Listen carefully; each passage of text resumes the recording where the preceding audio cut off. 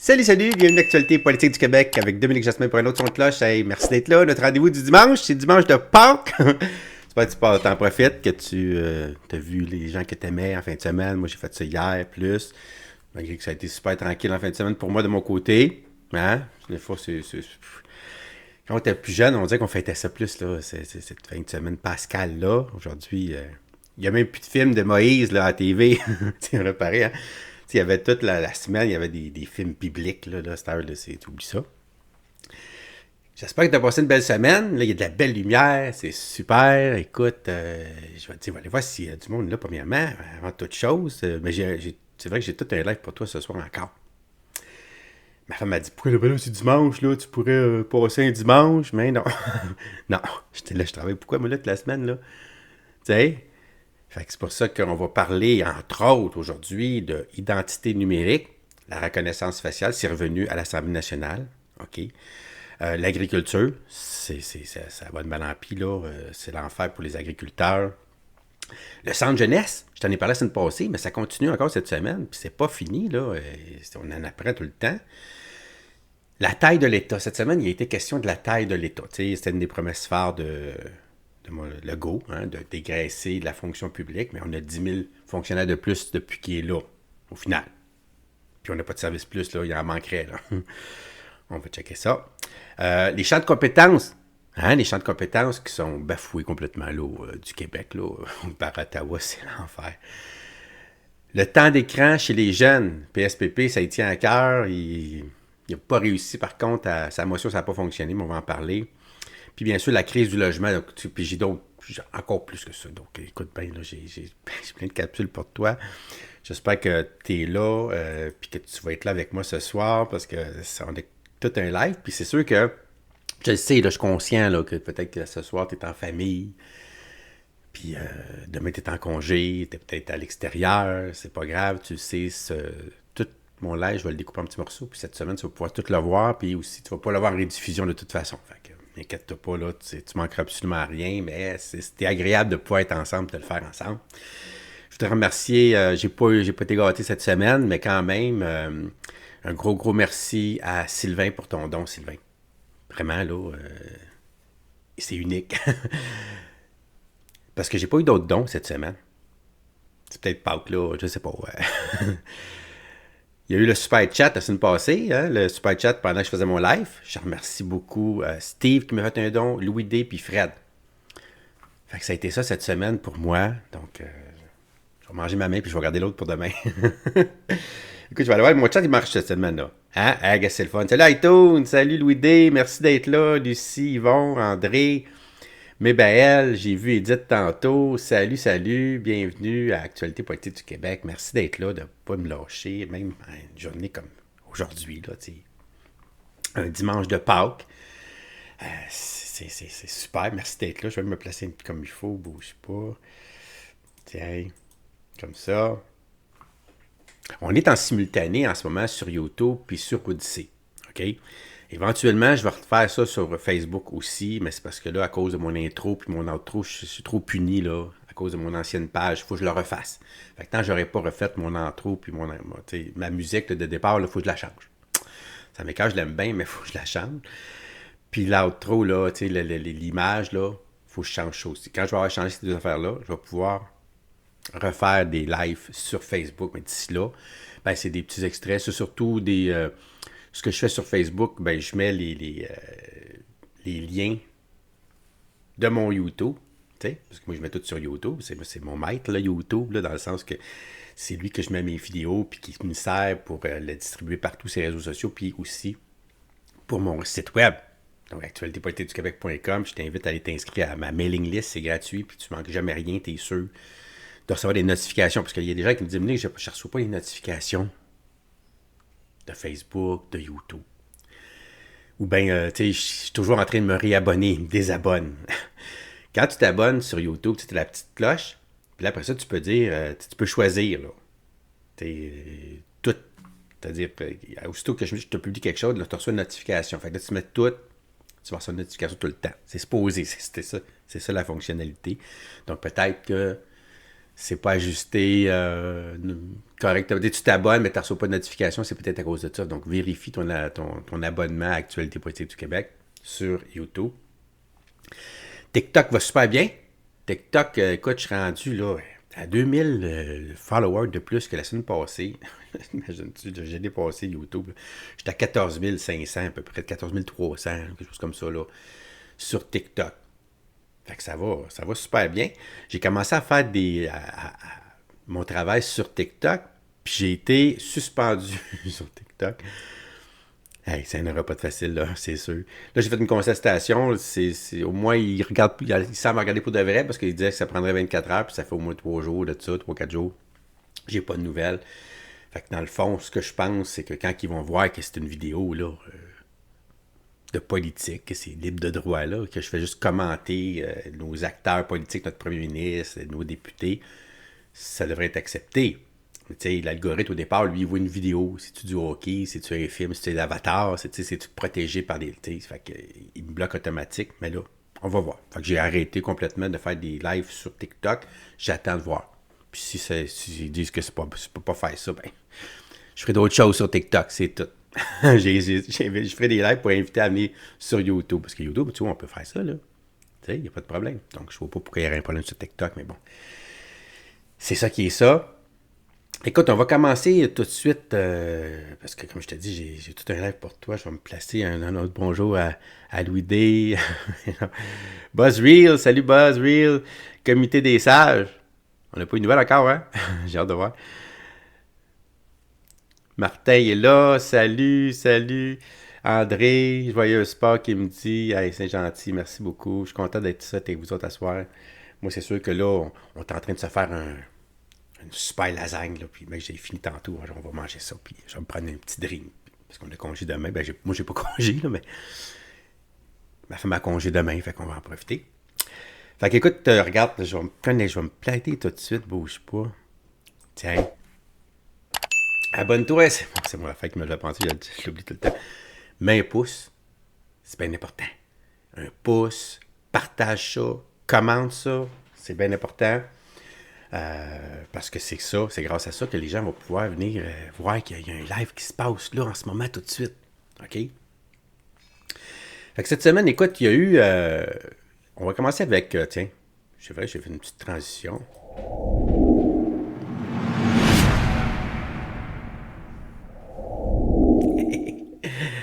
J'aime ça. Une petite transition. Madame Setlawaki. J'aime pas dire son nom, c'est Setlakwe, je pense que c'est ça. Setlakwe du Parti libéral, OK? C'est elle qui questionne Éric Kerr, là, notre ministre de la cybersécurité. Ça m'insécurise quand je dis ça de lui. Je te dis pas qu'il est malhonnête, là. Moi, je pense jamais qu'ils sont malhonnêtes. C'est juste qu'ils sont incompétents. Ça, par exemple, on peut le dire. Puis, ça se voit dans son visage, on dirait, c'est l'enfer. Ça fait peur. Ça fait peur, là. Il veut se servir de la reconnaissance faciale pour faire du ménage dans sa banque de données. Parce que tu sais, à la SAC, on prend nos photos, là. Il y a notre photo, là. Tu sais ce qu'est notre photo. N'est-ce pas? Hein? Bon. Fait que là, il veut, avec le logiciel de reconnaissance faciale, là, faire des tests avec ça, là. Tu sais, c'est la porte. On commence comme ça avant qu'après ça, là... on peut vraiment aller avec les caméras puis la reconnaissance faciale.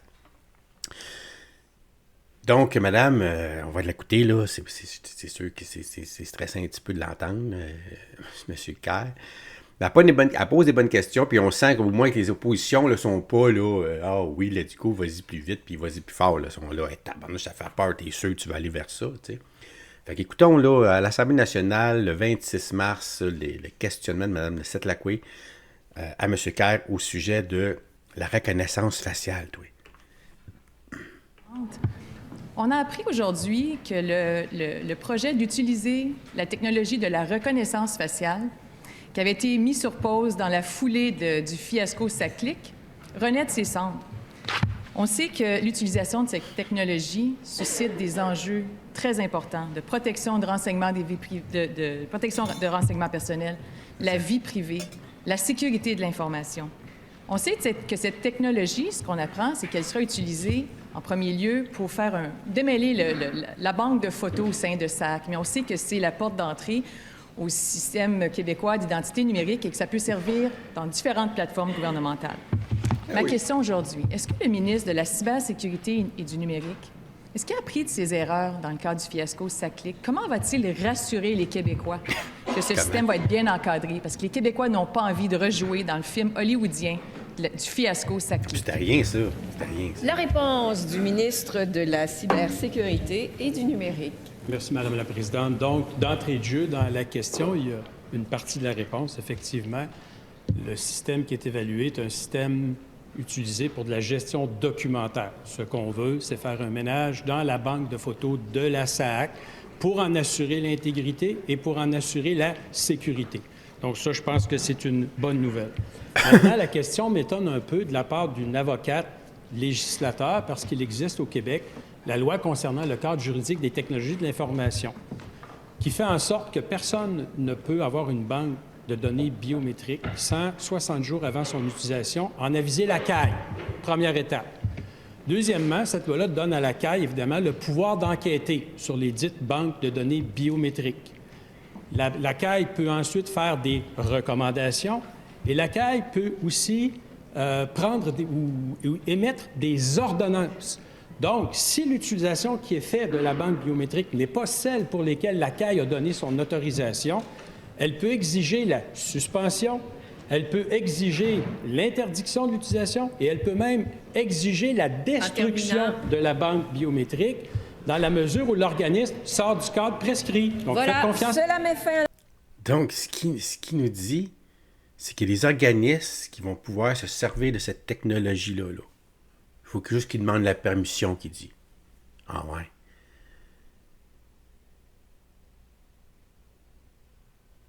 Parce que là, je comprends, là, regarde mon téléphone. Là. Mon téléphone, quand je l'ai linké avec, pour pas avoir à mettre mon mot de passe à chaque fois, il voit mon visage, il ouvre. OK? Ou avec l'empreinte digitale. Donc, l'appareil, c'est l'empreinte digitale. Tu mets ton doigt, puis là, ça l'ouvre, tu sais. Bon. Déjà, là, c'est des grosses compagnies qui peinent à garder ça sécuritaire. Puis là, qu'est-ce qu'on a accès à ton téléphone? C'est sûr, ton téléphone, il y a beaucoup de choses qu'on peut faire avec ton téléphone. C'est vrai. Mais c'est rien à comparer que si tu mets ton visage devant un logiciel, puis là on a accès à tout, là. C'est-à-dire ton numéro d'assurance sociale, ton pedigree, ça soit tes diplômes, tout en éducation, en santé, tout ton bilan santé, tous tes documents sensibles, là, que tu veux surtout pas que personne ait l'accès à ça, là. Mais c'est ça que ça débloque. Fait que là, ça devient super dangereux, tu sais. Fait que tu peux pas comparer, dire, ben là, on fait des jeux avec le téléphone, ça n'a rien à voir, là. C'est deux mondes. Puis en plus, là, au moins, c'est une compagnie, là, plus sérieuse que le gouvernement. Ça a l'air niaiseux à dire de même, mais c'est ça pareil, là. Je veux dire, regarde le Phoenix, là, le système de paye, par exemple. Tout ce que le gouvernement touche, point de vue informatique, là, c'est un fiasco, une catastrophe là, sans nom. Là. Ça a détruit des vies complètement. Puis c'est encore, écoute, c'était dans le temps d'Harper. Il était supposé de régler ça quand il est arrivé en 2015. Je te fais remarquer, on est en 2024. Là, ça fait quasiment 10 ans de ça. Qui s'est fait télé parce qu'il y avait un gros problème avec Phoenix. Puis il n'a pas plus réglé encore à l'heure que je te parle. Là. T'imagines-tu? Fait que, quand on parle d'informatique avec le gouvernement, il n'y a rien de rassurant là-dedans. En conférence de presse, Gabriel Nadeau-Dubois, sur la reconnaissance faciale, il dit qu'on ne peut pas déployer cette technologie-là sans un débat public. Je pense que tu vas être d'accord avec ça, toi aussi. D'ailleurs, j'ai fait un petit reel de au début, là. On va l'entendre plus, là, mais j'ai fait un reel avec ça. Il y a eu au-dessus de 125 000 vues sur Facebook. Hey, Facebook, j'ai commencé qu'il y a 125 000 vues de cette vidéo-là. Peut-être parce que ça frappe l'imaginaire. Écoute ça. Sens facial, vous une crainte par rapport à ça? C'est des technologies qui sont... Comment dire? Les gens ont raison d'avoir un pied sur le frein en matière de reconnaissance faciale parce que ce sont des technologies particulièrement invasives là, sur le plan de la vie privée. Puis quand on regarde tous les ratés du gouvernement avec la transition numérique, puis pas seulement à la SAQ, hein, dans l'ensemble de l'appareil de l'État, je pense qu'il y a lieu de procéder avec énormément de prudence, parce qu'on parle ici de données personnelles biométriques. Là. Le visage de quelqu'un, c'est une donnée personnelle extrêmement sensible. Pardon? Est-ce que ça prend un débat public? On ne peut pas, dans l'appareil de l'État, déployer des technologies comme ça sans débat public. On ne peut pas faire ça. On peut pas faire ça.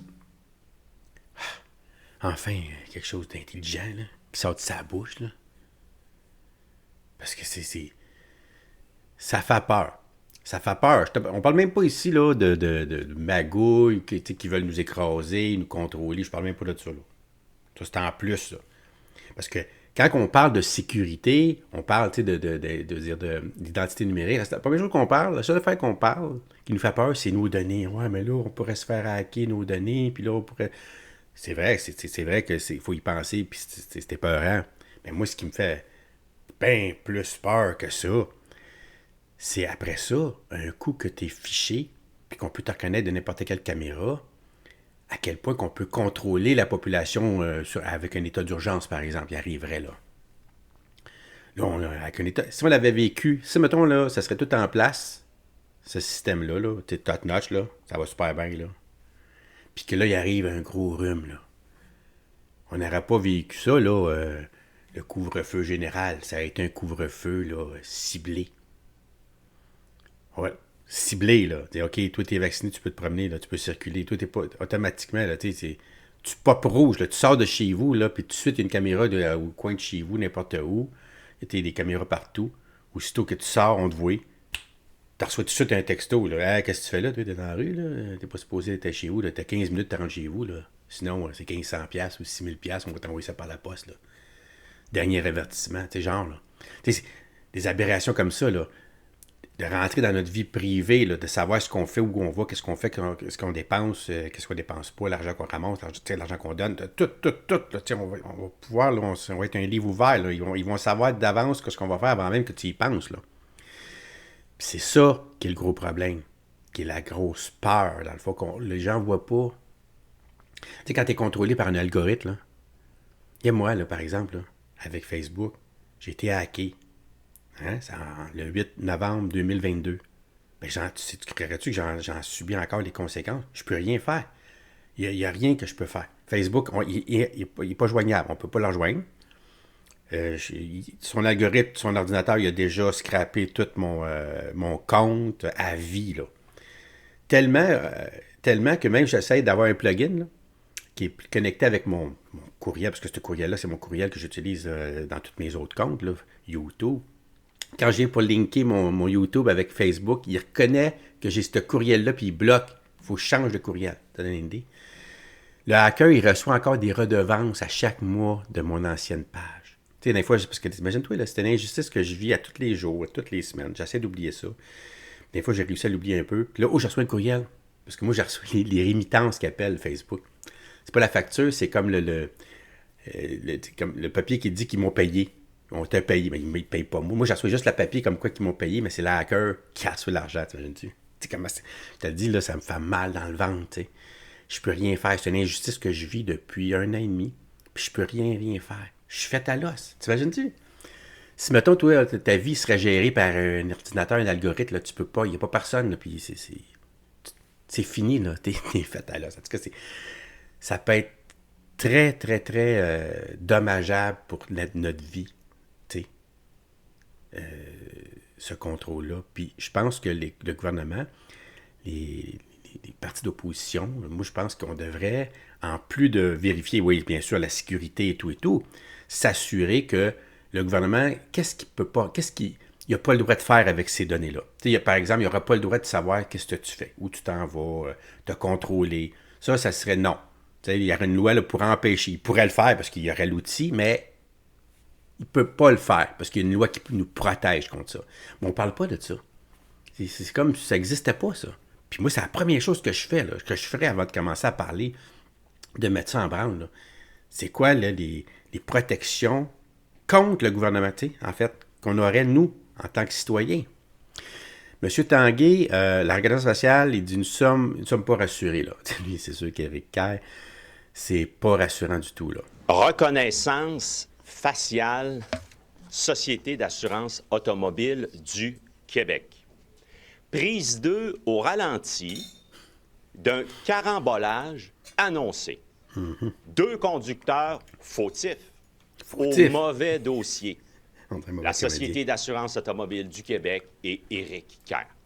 Ce matin, tombé en bas de ma chaise, ils veulent aller de l'avant, la SAC et Éric Kerr, main dans la main, imaginez-vous donc, êtes-vous rassurés à la maison, pour une reconnaissance faciale, une donnée hautement sensible qui peut avoir des impacts dans la vie privée, qui peut avoir des impacts également si la donnée est perdue ou si elle est piratée au niveau de la fraude. C'est l'identité informatique, ni plus ni moins que de chacune des citoyens et des citoyennes. C'est ça. En ce sens-là, les risques sont trop élevés. On nous dit, et je cite, la SAC assure, imaginez-vous donc, qu'elle travaille étroitement avec le ministère de la cybersécurité et du numérique dans ce projet. Nous voilà rassurés. Non.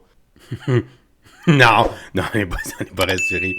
Parce que la SAC, pour te rassurer, elle dit on travaille main dans la main avec le ministre de la Sécurité, ministère de la Sécurité. L'IPAC. Ouais. On n'est pas rassuré, mais pas pantoute.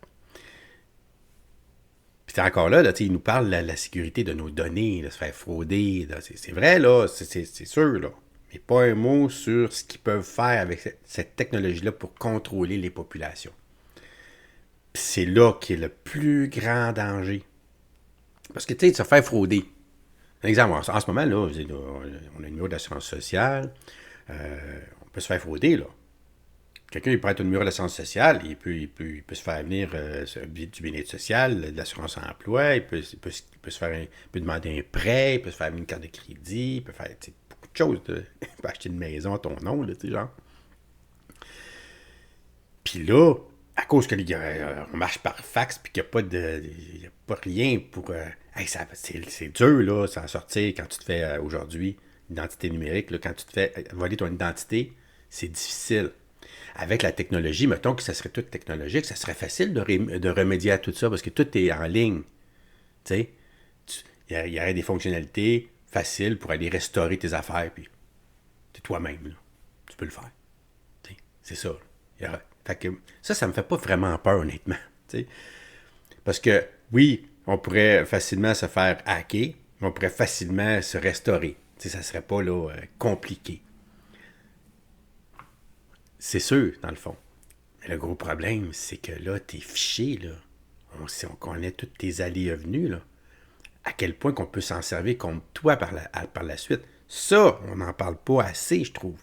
On n'en parle pas du tout, je dirais bien. Là, Mme Setlakwe est à côté de lui, M. Tanguay. Elle demande là, une commission parlementaire sur la reconnaissance faciale. C'est le minimum, là, de faire venir des experts, là.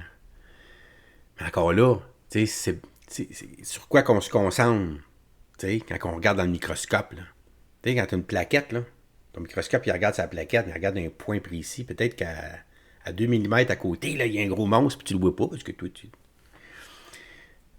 c'est ça, la commission aussi, que ça peut faire. C'est qu'on se concentre, pas tout, finalement. Je vais vous dire, il ne faut pas prendre ça à la légère, la reconnaissance faciale. Alors, dans les dernières minutes, ce qu'on a fait, notre équipe, c'est donc qu'on a envoyé une demande pour qu'il y ait une commission parlementaire sur la question. On veut entendre pas seulement les ministres qui sont concernés, on veut entendre les experts, ceux qui œuvrent sur le terrain, ceux qui peuvent nous dire quel genre d'encadrement ça prend. Puis écoutez, on n'est pas contre ça, nous, de moderniser les systèmes. C'est potentiellement là où on veut aller. Mais la reconnaissance faciale, quoi qu'en dise Éric Kerr, j'ai échangé avec lui l'an dernier au mois de mars, ça ne concerne pas juste un ménage de banque de photos. Ultimement, ça peut servir pour l'identification numérique et ouvrir la porte à toute une panoplie de services gouvernementaux. Les Québécois ont besoin d'être rassurés. On veut les fédérer, on veut qu'ils embarquent, on veut qu'ils aient confiance. Leur confiance a été effritée dans le contexte du fiasco SACLIC. Alors, il faut être extrêmement prudent pour éviter un autre fiasco. Ouais, elle parle de la perte de confiance qu'on a, comme moi j'ai, là, envers nos institutions, en partant. Là, avant le gros rhume, moi, tu m'as parlé de ça, puis j'ai dit, hey, ça va pas assez vite, comment ça qu'on n'a pas accès à nos données? T'sais, avec mon téléphone, moi, je veux voir mon dossier médical, je vais être capable d'aller voir mes diplômes, je vais être capable, tu sais, c'est ça que je vais être capable, là, je suis pas capable, on peut pas voir ça, il faut que tu fasses des demandes par courrier, par écrit, puis ça prend des semaines, puis ça coûte de l'argent, faire des copies de cytopaticistaires, tu sais, c'est compliqué, là. T'sais, ils ont tout su moi, mais moi, j'ai rien su moi-même, là, j'ai pas accès à rien, là. J'aimerais ça, j'adorerais ça, là, t'sais. Puis moi, j'adore la technologie en partant, là. J'aurais pas vraiment vu de problème, tu sais, parce que je me dis, on a des droits, on est protégé par nos droits et libertés. Ils ont pas le droit il y a des choses qu'ils n'ont pas le droit de faire. Fait que moi, j'étais rassuré, tu sais, je vivais dans mon monde, là. Mais depuis qu'on a vécu ce qu'on a vécu, là, tout a changé, là, ma perspective, oh, pas l'air, là, OK, là, wow, oh non. OK, le gouvernement, il peut arriver du jour au lendemain pour un rhume, n'importe quoi. Il a peur de quelque chose, il y a une éclipse, là, puis on enferme tout le monde, là. Tu comprends? C'est ça, on est rendu là, OK, là, c'est la folie totale. Fait que c'est pour ça que là, ça, c'est le contrôle, c'est la sécurité, c'est de la sécurité. C'est l'insécurité pour moi, en tout cas. C'est totalement de l'insécurité. Puis à part de satellite, là, c'est sûr que ça a été un fiasco ridicule, c'était risible. Mais tu sais, quand on regarde, je suis comme du Phoenix, c'est encore bien plus grave ça, là, tu sais. Puis ça perdure dans le temps. Puis c'est encore c'est quand même un palier de gouvernement important, le fédéral, puis c'est des incompétents totaux, là. On n'est pas capable, ils ont tellement été en retard, tu sais, à mettre nos systèmes de s'organiser pour se débarrasser du fax, pour être capable de fonctionner, ne serait-ce que par courriel, tu sais. Ils sont même pas capables de faire ça, là. Même encore à l'heure que je te parle, tu sais. Fait que là, toi, tu veux partir la charrette, puis t'en aller dans la soucoupe volante, là. Non, il y a des étapes avant, là. Avant de commencer à parler d'identité numérique pour chacun, il faudrait que tu commences par avoir des systèmes informatiques pour gérer les données, à l'interne, là, à la perfection. Après ça, un coup que ça, c'est top-notch, c'est fantastique, là, comment est-ce que la population peut venir aller chercher l'information sur ce super réseau-là, là, tu sais? Pas faire le contraire, tu sais, c'est vraiment épeurant, mais qui veulent faire ça. PSPP, sur la reconnaissance faciale, vérifier la sécurité de nos données, c'est crucial, ça. Tu sais,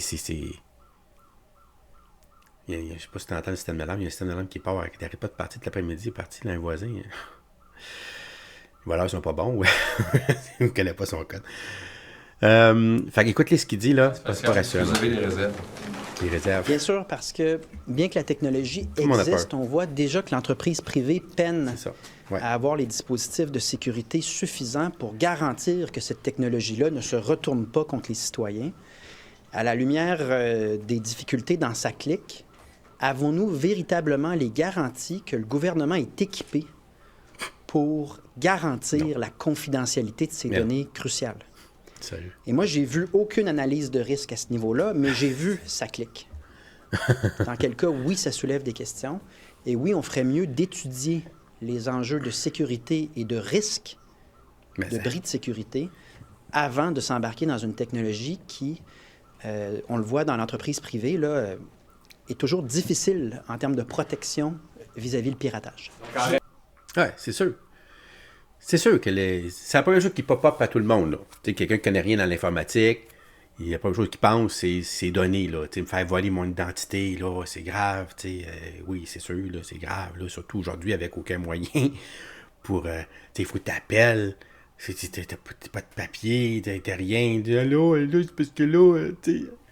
Comme là, moi, à cause de Desjardins, par exemple, j'étais un des millions de personnes comme qui fait partie de ça, là. J'ai eu comme toi probablement, là, tu sais, comment ça s'appelle, Equifax. Tu sais, ils donnent Equifax pendant 5 ans, là, payé, là, tu sais. Puis là, s'il y a quelqu'un qui essaie de faire un prêt sur toi, tu reçois un courriel de vous faites un prêt, vous autres? J'ai été victime de ça. On a essayé de voler mon identité, déjà. On a été chercher un prêt de 20 000 $, mon nom, là. Mais ça n'a pas marché parce que tout de suite, je l'ai su. Tout de suite, j'ai appelé. Je me disais, mais non, c'est pas moi, là.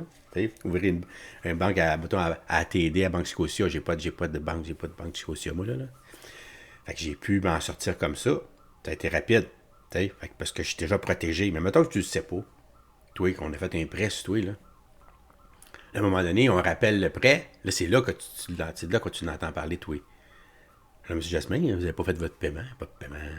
Oui, mais là, ça fait 6 mois, là, qu'on vous achale pour nous payer, là. Ah ouais, sérieux? Ouais, vous devez 20 000 $. Mais ça vient... Là, t'es dans la marde. Là, faut que tu t'expliques. Puis là, c'est l'enfer. Puis t'as rien. T'sais. Si on avait une identité numérique que je contrôlerais, je pourrais tout voir par moi-même. Là, un genre de blockchain. Il y a juste moi. Là, pas personne qui peut vérifier ça. Là. Même pas le gouvernement, s'il n'y a pas mon autorisation. C'est des systèmes comme ça qu'il faut mettre en place. C'est comme ça qu'il faut protéger le système. Il faut qu'un système comme ça, il soit mis en place pour le citoyen. Pas pour le gouvernement, pour aider le gouvernement à gérer nos affaires. Non. Pour protéger le citoyen de ses propres données, de tout le monde, y compris du gouvernement. Ça, là, c'est primordial. Tu sais, moi, j'adhère, puis je me dis, OK, c'est peut-être... On pourrait aller dans cette direction-là. Parce que c'est sûr qu'il faut quitter le fax, là. On ne restera pas avec les charrettes, là. C'est sûr qu'on vise la soucoupe volante. Mais il y a des étapes pour ça rendre là. On ne part pas de la charrette aux soucoupes volantes, c'est pas vrai. On va se péter à gueule, s'il vous plaît. Encore, Paul Saint-Pierre Plamondon, c'est la reconnaissance faciale, la sécurité de nos données. Tu sais, les compagnies, comme il a dit, ils peinent à mettre, tu sais, puis ils mettent beaucoup de ressources, là. Nous autres, on est des compétents, là, de fonction publique. En allant chercher tout le temps des firmes externes pour aller chercher de l'information, bien, nous autres, pendant ce temps-là, ça nous coûte 3-4 fois le prix, puis on n'a pas l'expertise pour pouvoir... Fait que là, à chaque fois qu'il y a quelque chose, on devient dépendant rapidement de ces agences-là, tu sais, au lieu d'avoir une expertise là, interne, puis c'est ça qu'il faudrait. Tu sais, surtout dans une nouvelle technologie comme ça, là, ça prend absolument ça, puis on s'en va pas vers ça pantoute. On n'a pas les ressources pour ça, on n'a pas les compétences pour ça. Les compagnies privées, ils payent grassement les vrais professionnels, là, les cracks, là, tu sais, là. Ces cracks-là, ils n'iront pas travailler dans la fonction publique, là, au salaire d'un fonctionnaire, là. T'as beau dire que les fonctionnaires sont bien payés, là. Ouais. Pas par rapport à l'industrie privée, là. Surtout quand tu arrives dans des niveaux comme ça, là, le gouvernement, il n'y a pas de taille. Contre puis même à ça, même si eux autres, c'est leur métier, puis qu'ils font que ça, ils peinent les banques, là, tout ça, puis ils ont de l'argent, là. Puis ils n'y arrivent pas. Fait qu'imagine-toi, le gouvernement, Ticoune, là. Disons de ce qui s'est passé avec SACLIC, vous doutez finalement davantage de la SAQ que de la technologie elle-même. En raison de ce qui se passe également dans l'entreprise privée. Même des entreprises privées très avancées, qui consacrent énormément de ressources, ont de la difficulté, que ce soit des banques, des entreprises dans les technologies, ont de la difficulté à vraiment être parfaitement étanches au niveau de la confidentialité. Là, on parle de données quand même très cruciales, très sensibles. Moi, j'aimerais, avant qu'on procède, avoir une analyse sérieuse de la capacité de l'État québécois à véritablement protéger ses données personnelles et sensibles. Oui, c'est ça. Faites-nous la preuve, là, premièrement, là, que c'est anti-balle, ça, là. Puis moi, j'ai besoin d'entendre que vous ne pourrez jamais vous en servir contre moi. Tu sais, s'il arriverait un gros rhume, par exemple. Tu peux pas t'en servir. Impossible. OK? Ça, là, moi, j'embarque pas là-dedans tant aussi longtemps. Là, c'est sûr, je vais résister, parce qu'à un moment donné, tu peux pas. Là, quand ça va arriver à un moment donné, tu n'auras même pas le choix. Tu n'auras même pas le service si tu n'adhères plus, tu n'adhères pas. Là, mais au début... surtout qu'avec les personnes âgées, les baby boomers ne sont pas familiers avec nécessairement la technologie. Donc, il va y avoir encore des cartes, puis comme on a là, pour t'identifier. Là. Hein, quand tu t'envoies quelque part, en ce moment, il te demande 2 cartes. Là. Il va te dire, OK, ton permis de conduire, assurance maladie, tu regardes, OK, tu sais. Ça va marcher là, jusqu'à ta mort, ça, là, si tu veux. Pas mal sûr. Mais tu sais, on va commencer tranquillement, puis là, toute la génération... Avant, eux autres, ils vont vouloir embarquer là-dedans, c'est sûr, là. Parce qu'il y a plein d'avantages. Il y a plein d'avantages, là, comme ça, là. Dans la surface, là, c'est des beaux bonbons, là. C'est tout coloré, mais tu sais, c'est toxique pour la santé, si tu te mets ça dans ta bouche, là. Mais c'est sucré, c'est bon, puis ça a l'air beau, là, tu sais. Aïe. C'est un peu le même principe, ici. Dernière capsule sur la reconnaissance faciale. Il va nous dire ici que Éric Kerr, là, qui chapeaute ça, là, ce ministre-là, là, c'est déjà en partant que tu dis ça. C'est pas rassurant, là. Éric Kerr, que ce soit Éric Kerr qui soit responsable, est-ce que ça ajoute à votre... poser la question, c'est y répondre. Et est-ce que ça prend un débat public? Parce que c'est aussi ça, entre autres, que les autres partis d'opposition demandent, commission parlementaire. C'est un moyen. Évidemment, on peut aussi choisir un autre chemin puis faire une évaluation de risque en confiant ça à de l'expertise externe. On peut faire les deux en même temps. Mais là, j'ai l'impression qu'on s'apprête à procéder en ne sachant pas où se situe la capacité de l'État de protéger ces données-là convenablement. C'est ça. C'est ça. Là, tu sais, il a dit on va aller chercher de l'aide externe. C'est sûr, on n'a pas le choix, là. Faut aller chercher. On n'a pas le choix, on n'a pas l'expertise. Mais moi, si je serais le gouvernement demain matin, puis que là, les fonctionnaires, écoute, ben, ils peuvent pas savoir ce qu'ils savent pas, là. Hein? Bon. Fait qu'il faut que tu vas chercher des vrais professionnels, mettre ça en place, mais surtout pas qu'ils contrôlent ça. Non, qui enseignent à nos fonctionnaires, ceux qui vont gérer ça, là, à devenir super bons, là, à comprendre ce qu'ils font. T'sais. Il faut absolument que ça soit ça qui se passe, là. Il faut que cette expertise-là vienne de l'interne et non pas de l'externe. T'sais. Oui, aller chercher l'information de l'externe pour enseigner, là. Un coup qu'ils ont appris comment ça fonctionne, ils n'ont plus besoin de l'externe. Là. Puis après ça, ils peuvent développer même à l'interne. T'sais. C'est ça l'idée. C'est la seule manière là, qu'on va être capable de passer de la charrette à ce coupe volante. Il n'y aura pas d'autre façon. Mais on dirait bien que notre gouvernement, nos politiciens, qui pensent dans le fond à l'économie plus que ça va apporter, tu sais. Parce que ça rend efficient tous les services, là. Parce que là, si tu rentres l'intelligence artificielle là-dedans, en plus de ça tout à l'heure, dans ces banques de données-là, tu sais, les horaires, là, ça va se faire là, comme ça, là.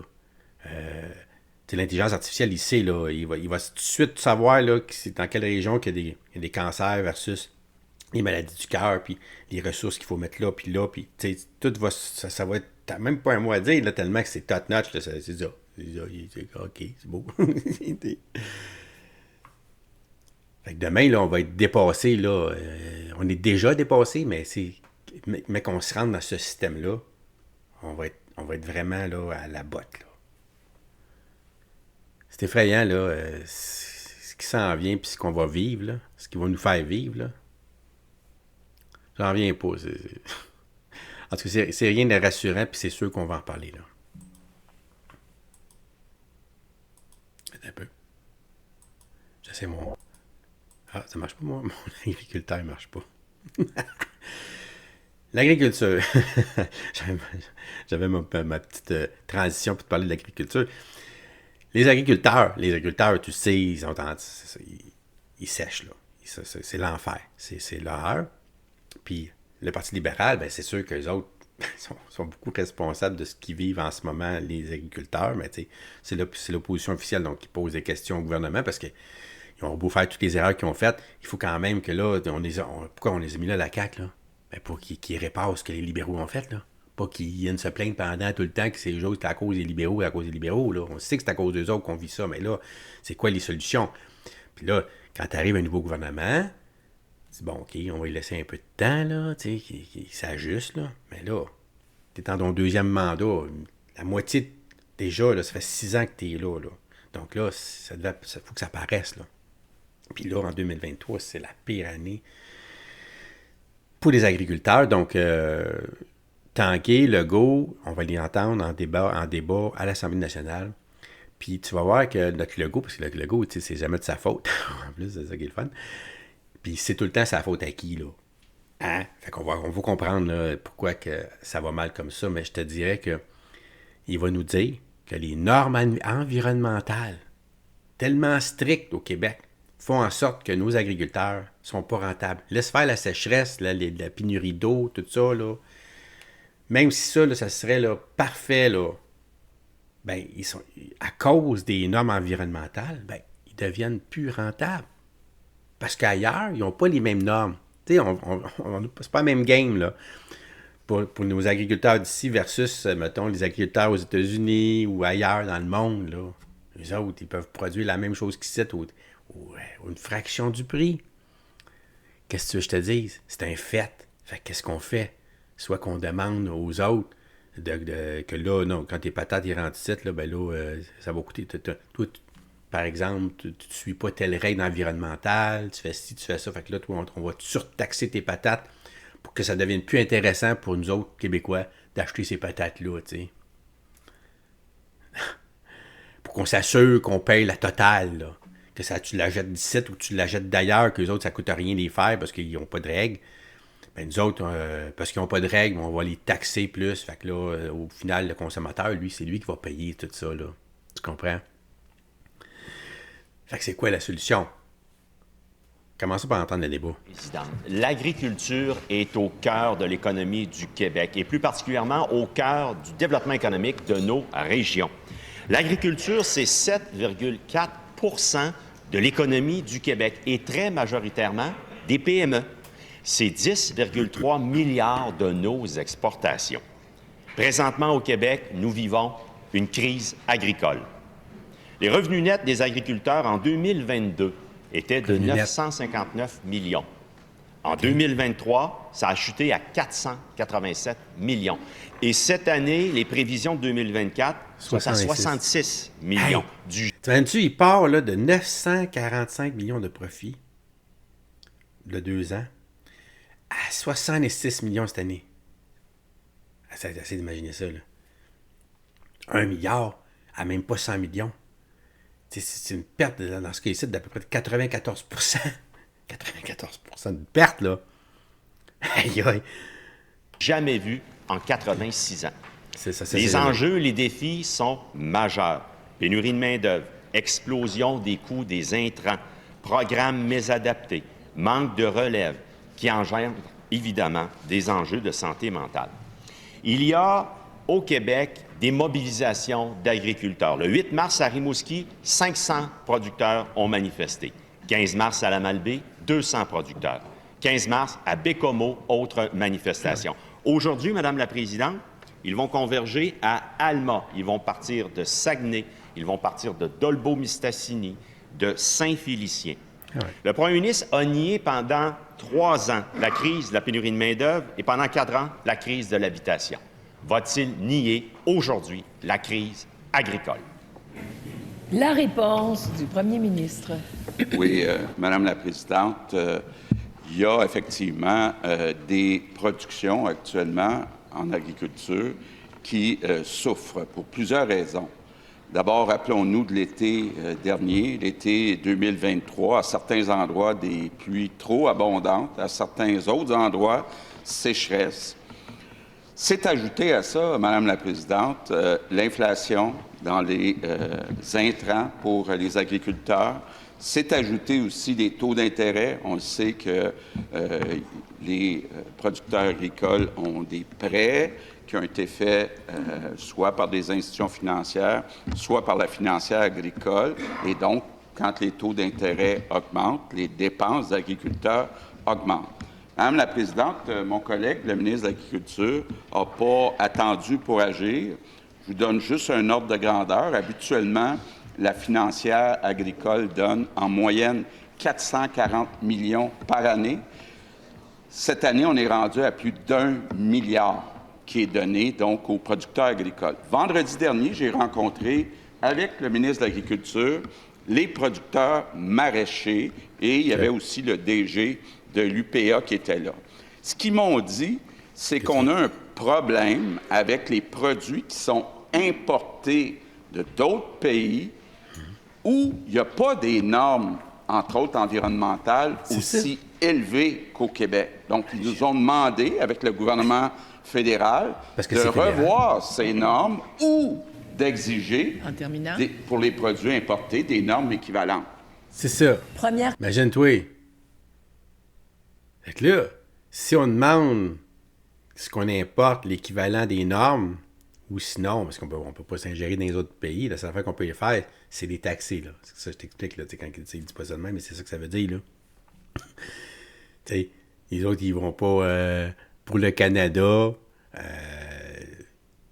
changer leur norme environnementale puis se faire harakiri comme on fait nous autres ici. Là. C'est pas tous des débiles, là, c'est à la taille. Là. Il y a des gens qui réfléchissent. Là.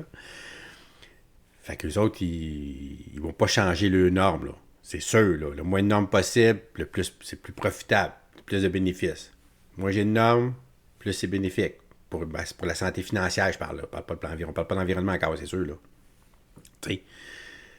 Fait que là, ce qui va arriver, c'est de dire, ben non, nous autres, notre patate, ça coûte une pièce la livre. Là. C'est ça que ça nous coûte à produire. T'sais. Fait qu'on peut te la vendre une pièce et demie, là, pendant que tes producteurs vont te vendre ça 4 pièces la livre, eux autres. Ouais, mais c'est ça, là, c'est pas juste. Là. Fait que ce que tu vas faire, ce qu'on va faire, vu que tu chargeras pas, hein, c'est ça, parfait. Fait que là, on va faire en sorte que pour qu'on a ceux qui vont acheter tes patates, là, ben là, ils vont payer, là, ils vont payer des surtaxes, là. Tu comprends? Fait que ça veut dire quoi, ça? Ça veut dire que là, c'est nous autres là, qui va payer, là. Ou bien, il dit, on descend les normes de nos agriculteurs ici. Ah, ça serait viable. Mais là, tu as un idéologue au fédéral, en M. Trudeau. Tu sais, c'est une idéologie. L'environnement. Au Canada, là, tous les efforts qu'on fait, nous autres, pour l'environnement, c'est de la vertu, c'est bien paraître. Là, si au moins il y avait un trophée, une médaille à la fin à gagner, qu'on gagnerait une médaille, au moins tu dis, il y a quelque chose à gagner. Non, il n'y a rien à gagner. Il n'y a absolument rien à gagner. C'est juste de bien paraître, là, c'est tout. Parce que même, comme je t'ai dit, on arracherait le Canada de la planète. Puis les changements climatiques, si on a lieu, ils vont avoir lieu pareil. Là, ça ne changera rien. On représente 1,2% de la population mondiale. Donc, enlève 1,2%, il reste... ça change quoi? Ça ne change plus rien, là. Donc, comment ça qu'on se fait du mal comme ça à cause de l'idéologie? C'est pas pragmatique, c'est pas il faut le faire, sinon on est dans la marde. Non, pas du tout. C'est en le faisant qu'on se met dans la marde, en fait. C'est ça qui explique. Complémentaire. Madame la Présidente, le président de l'UPA, Martin Caron, dit « Le gouvernement du Québec doit intervenir de façon musclée face à l'endettement croissant des entreprises, l'inefficacité des programmes de gestion des risques, le soutien insuffisant à la relève, la surenchère réglementaire, le fardeau administratif, etc. » C'est ce qui est demandé. Alors, ma question, je reviens là-dessus. 2 choses. Va-t-il aujourd'hui reconnaître la crise agricole? Puis qu'est-ce qu'il va faire, eu égard à ces problèmes? La réponse du premier ministre. Il n'a pas dit ça là-bas. Oui, Madame la Présidente, quand j'ai rencontré avec le ministre de l'Agriculture les représentants des producteurs maraîchers, je leur ai demandé c'est quoi le principal problème. Et ils m'ont dit le principal problème, c'est les normes qui sont plus élevées au Québec que pour les produits importés. Je vous donne un exemple. Ils ne contrôlent pas ça. Le président des regroupements, donc des producteurs de fraises et de framboises, il me disait qu'il y a 90 % des fraises et des framboises qui sont importées, mais avec des normes beaucoup plus basses. Donc, on n'est pas compétitif. Donc, c'est important, avec le fédéral, de travailler le dossier. Fédéral. Je vais continuer. Deuxième complément. Tu comprends, là, pourquoi il prend cet angle-là pour expliquer la situation des agriculteurs? Tu sais, c'est comme, c'est pas ma faute, tu sais. Il dit pas ça de même, là. Il dit, on peut rien faire, il dit pas ça, là, mais c'est ça que, si tu lis, t'écoutes, là, écoute ce qu'il dit. Il dit que les normes, c'est fédéral. C'est le fédéral. C'est eux autres. C'est ça, c'est deux fautes. C'est ça qu'il dit. Nous autres, on peut rien faire. Les maraîchers nous disent, là, on n'est pas compétitifs, les normes sont trop élevées. Fait que mon Legault, c'est une victime dans tout ça, là. Madame la Présidente, je comprends le premier ministre. Je comprends le premier ministre pourquoi ce matin, il ne veut pas reconnaître qu'il y a une crise agricole parce qu'il dit qu'il y a une seule source au problème, puis il parle des normes. Martin Caron lui parle des programmes insuffisants, mal adaptés, des réalités économiques et climatiques d'aujourd'hui et de demain. L'UPA a dit dans le dernier budget « déception et frustration ». Les causes sont multiples. Et quand on reconnaît ça, on doit reconnaître la crise. Va-t-il reconnaître la crise? La réponse du premier ministre.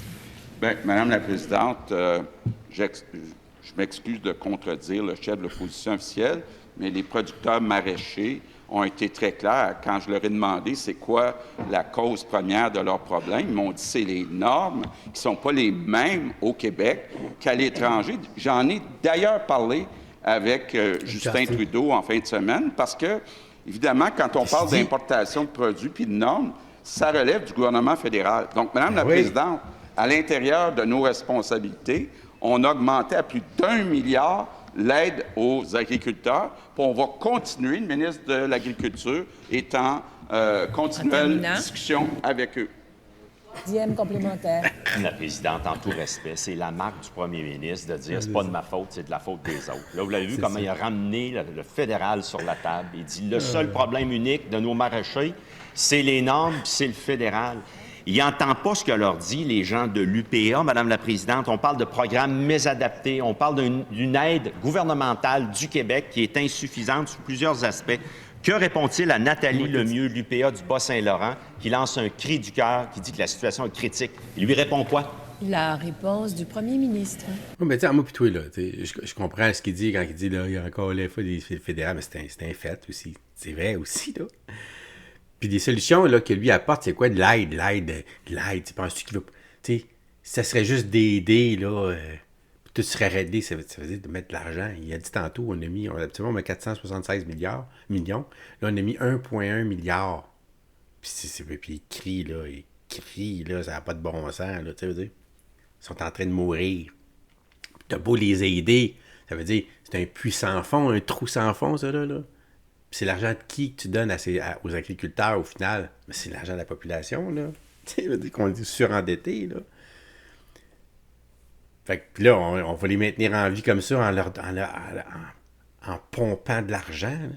C'est tout ce qu'ils pourraient faire. Parce que là, si les normes, ils restent comme ça, bien, ils ne seront pas plus rentables l'année prochaine. Là. Parce que les normes, ils tendent à augmenter tout le temps. Tu sais, t'as bien qu'on fait ça au fédéral, c'est qu'ils... Tu sais, comme la taxe carbone, nous autres, ça ne touche pas au Québec, mais tu sais, la taxe carbone au fédéral, bien, à chaque tant de temps, là, ça l'augmente. C'est pour te donner une chance. Là. C'est sur quelques années là, qu'on fait ça. Là. Puis là, ça va augmenter le 1er avril, justement, là, de 15$ la tonne, de 65 à 80$ la tonne. Fait que là, toi, c'est les mêmes patates là, que tu essaies de sortir de la terre. Il te coûte encore plus cher là, à partir de demain. T'imagines? Puis déjà, tu sèches. Fait que là, on ne pourra pas s'en sortir. T'auras beau me donner tout l'argent là, du monde, là. Nous autres, on cherche juste à farmer, là, à vendre ça, à racheter moins.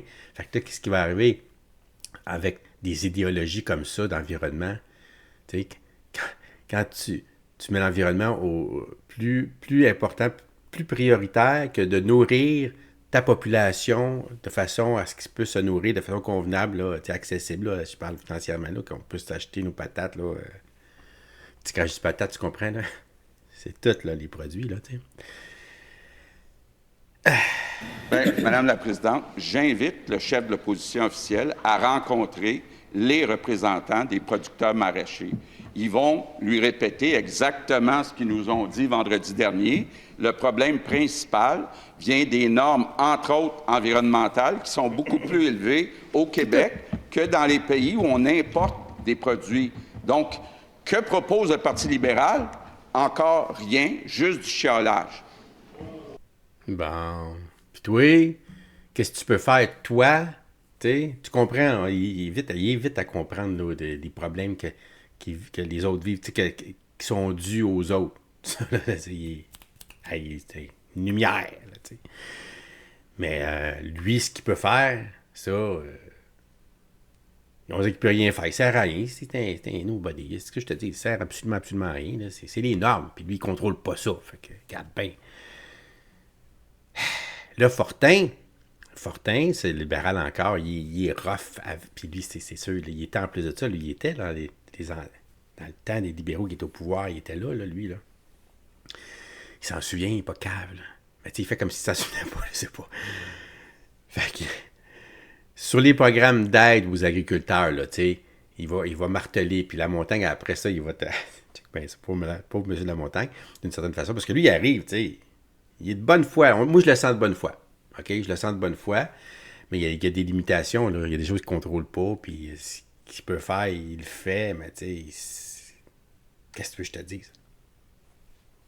Une raison pour laquelle les agriculteurs sont dans la rue à matin, là, puis on n'a pas regardé bien plus loin que le bilan de la CAQ pour savoir c'est quoi. Son bilan, c'est d'avoir décimé la production porcine. Son bilan, c'est de refuser l'aide d'urgence aux producteurs horticoles. Son bilan, c'est que plus que jamais, Les agriculteurs de la relève sont obligés d'avoir une deuxième job pour payer les dettes de la ferme. Son bilan, c'est des producteurs qui mettent leurs terres en garantie parce qu'ils n'ont plus une scène. Son bilan, c'est des abattoirs de proximité qui ferment, un prix des terres en hausse fulgurante, des délais hors contrôle pour avoir des travailleurs agricoles. Son bilan, là, c'est le président de l'UPA qui dit que le premier ministre, ça fonctionne juste plus. Une relève qui dit qu'il y a un désintérêt flagrant de la part du premier ministre pour l'agriculture, puis des manifs d'agriculteurs aux quatre coins du Québec. Est-ce qu'ils peuvent aujourd'hui se réveiller puis avoir des actions concrètes pour les agriculteurs?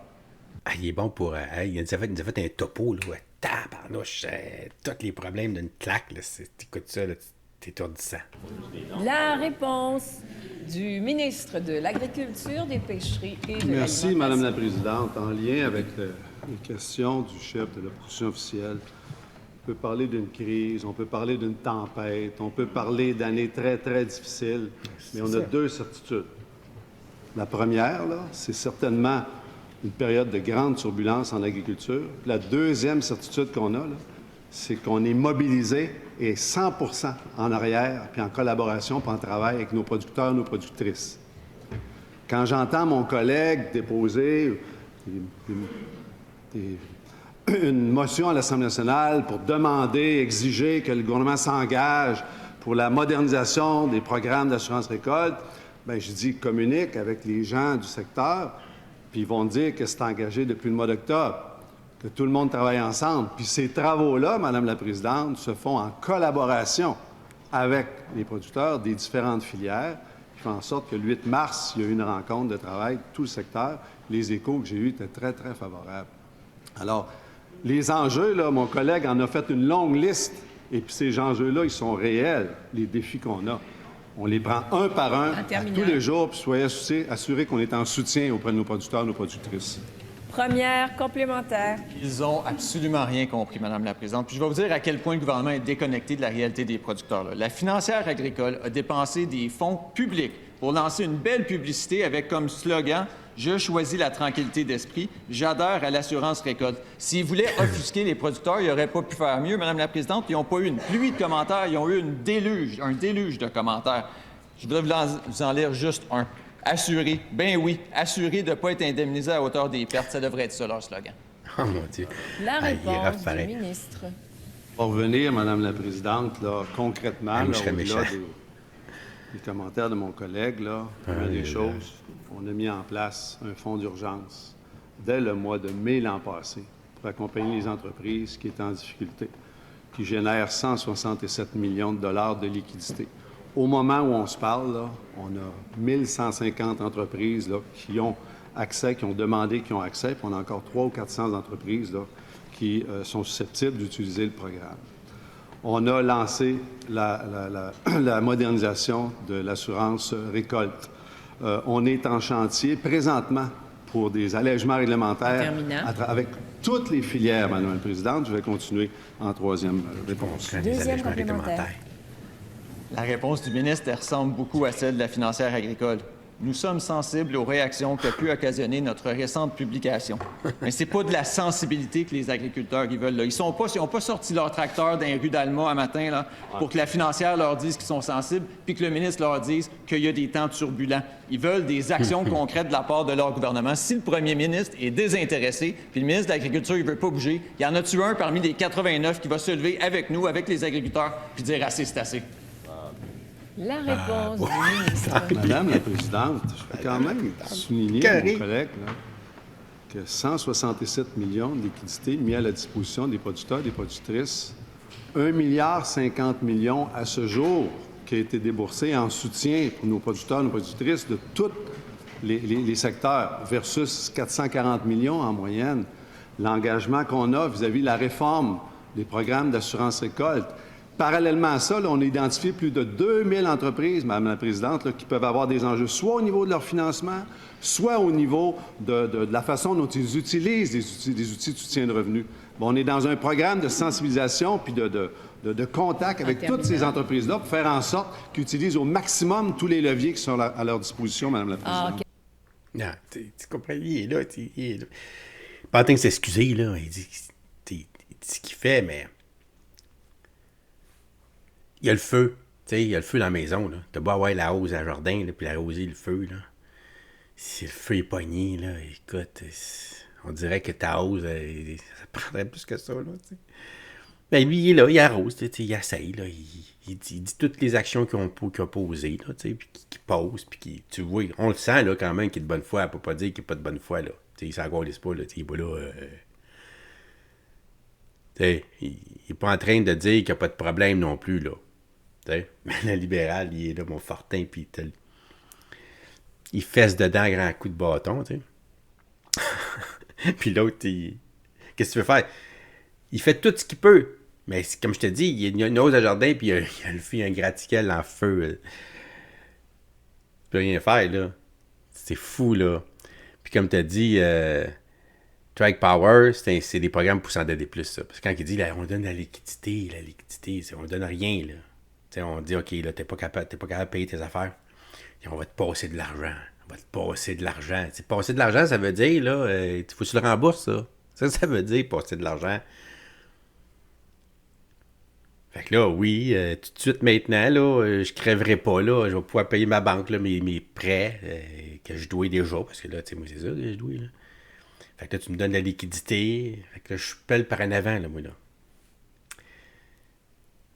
OK, c'est souvent des prêts sans intérêt, mettons, et tout, mais c'est parce que là, ça fait grossir. Puis là, toi, en tant que producteur, tu te dis, ouais, c'est bien beau la liquidité, mais moi, je le sais, là, que l'année prochaine aussi, je vais être en perte. Puis l'autre année aussi, puis l'autre année. Puis je sais même pas, puis je te parle même pas de l'environnement encore, là. Il va y avoir une sécheresse, il va y avoir des feux de forêt, il va y avoir, on sait même pas, là, mais mettons, même si tout va bien, là, je vois pas comment je vais pouvoir faire de l'argent, là, avec vos normes de débiles. Imagine-toi. Fait que là, tu veux, je m'endette plus. Là. C'est pour ça que là, on a parlé tantôt, la relève, là, écoute, c'est fou, là. Monsieur Pascal Bérubé l'a dit la semaine passée, là, il a été voir les agriculteurs, puis écoute, les agriculteurs, ils déconseillent à leurs enfants de prendre la relève. Puis c'est leur rêve à eux autres, là, de prendre la relève de leurs parents. Puis les parents, c'est leur rêve à eux autres de voir leurs enfants prendre leur relève, dans le fond. Tu sais, c'est ça, c'est la beauté de la chose. Mais là, ça va tellement mal, puis la perspective, quand tu regardes, est tellement négative que tu dis non. C'est sûr qu'avec un gouvernement comme on a au fédéral, il n'y a rien de positif là-dedans, là, c'est sûr. Puis il y en a encore pour au moins 1 an et demi. Là, en point de presse, Tanguay, il revient en point de presse, lui, puis il va nous dire là, que les agriculteurs, là, ils se mettent ensemble, ils vont faire le convoi des agriculteurs qui va converger à Alma, pour faire des manifestations, pour sensibiliser la population, pour, c'est pas ce qu'on peut faire, là. À part mettre ces gouvernements-là à la porte, là, c'est pas... PME, qui sont l'agriculture. Ce matin, on a encore une fois un autre convoi qui va converger vers Alma. Des producteurs agricoles vont partir de Dolbeau-Mistassini, de Saguenay, de Saint-Félicien pour se rendre à Alma. Ils seront quelques centaines.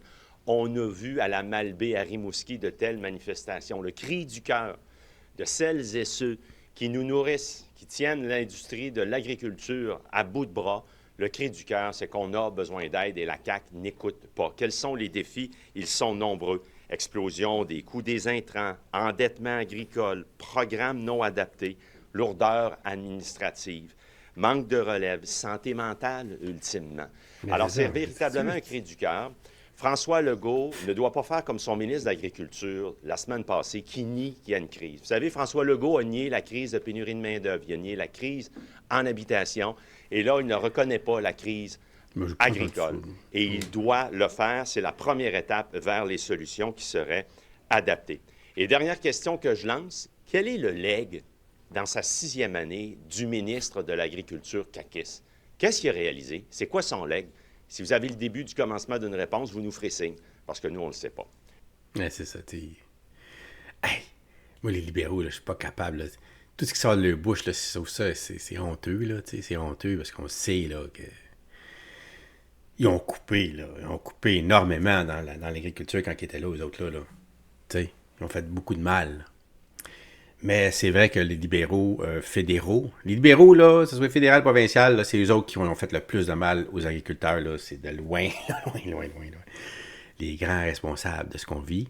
de ce qu'ils vivent les agriculteurs. Puis là, tu as la CAQ qui arrive là, il ne sait pas quoi faire avec ça. Il ne contrôle pas les normes en plus.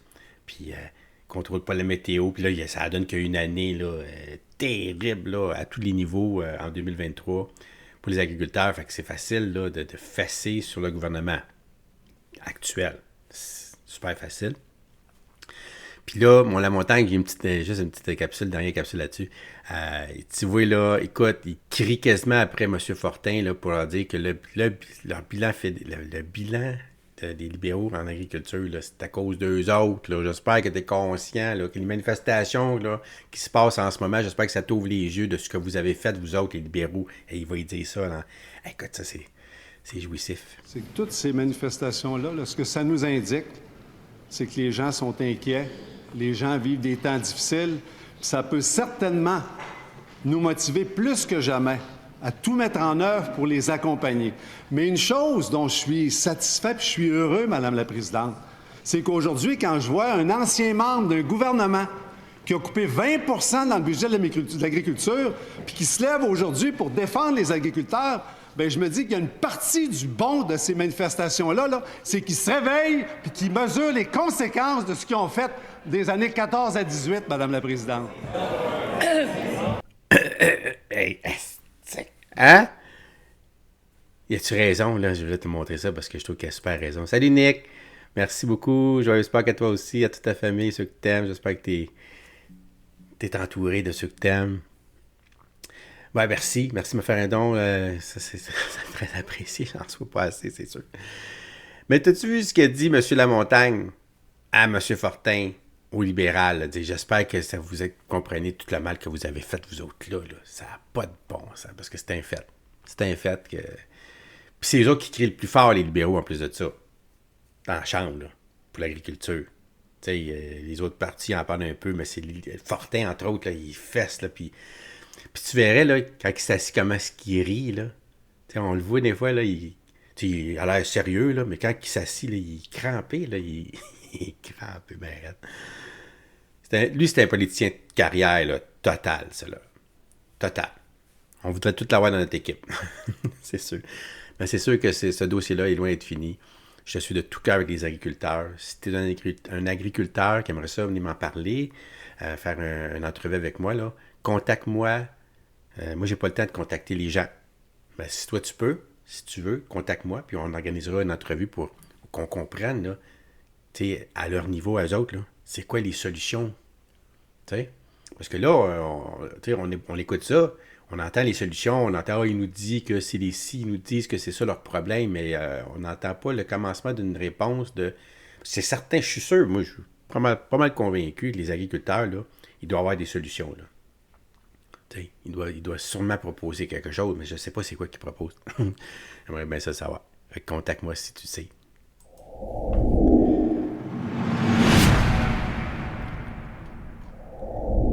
Hey, les véhicules électriques. Moi, je peux te dire que le prochain véhicule que je vais avoir, il ne sera pas électrique. OK, c'est sûr. Premièrement, on n'a pas assez d'électricité pour avoir tout le monde des voitures électriques. Il faut jauger aussi l'utilisation qu'on en fait. Si c'est l'environnement qui t'intéresse, je parle là. Il faut y penser, là. Je veux dire, moi, écoute, moi, j'ai acheté mon auto, là. J'ai un 2004, j'ai acheté ça neuf, un Corolla 2004.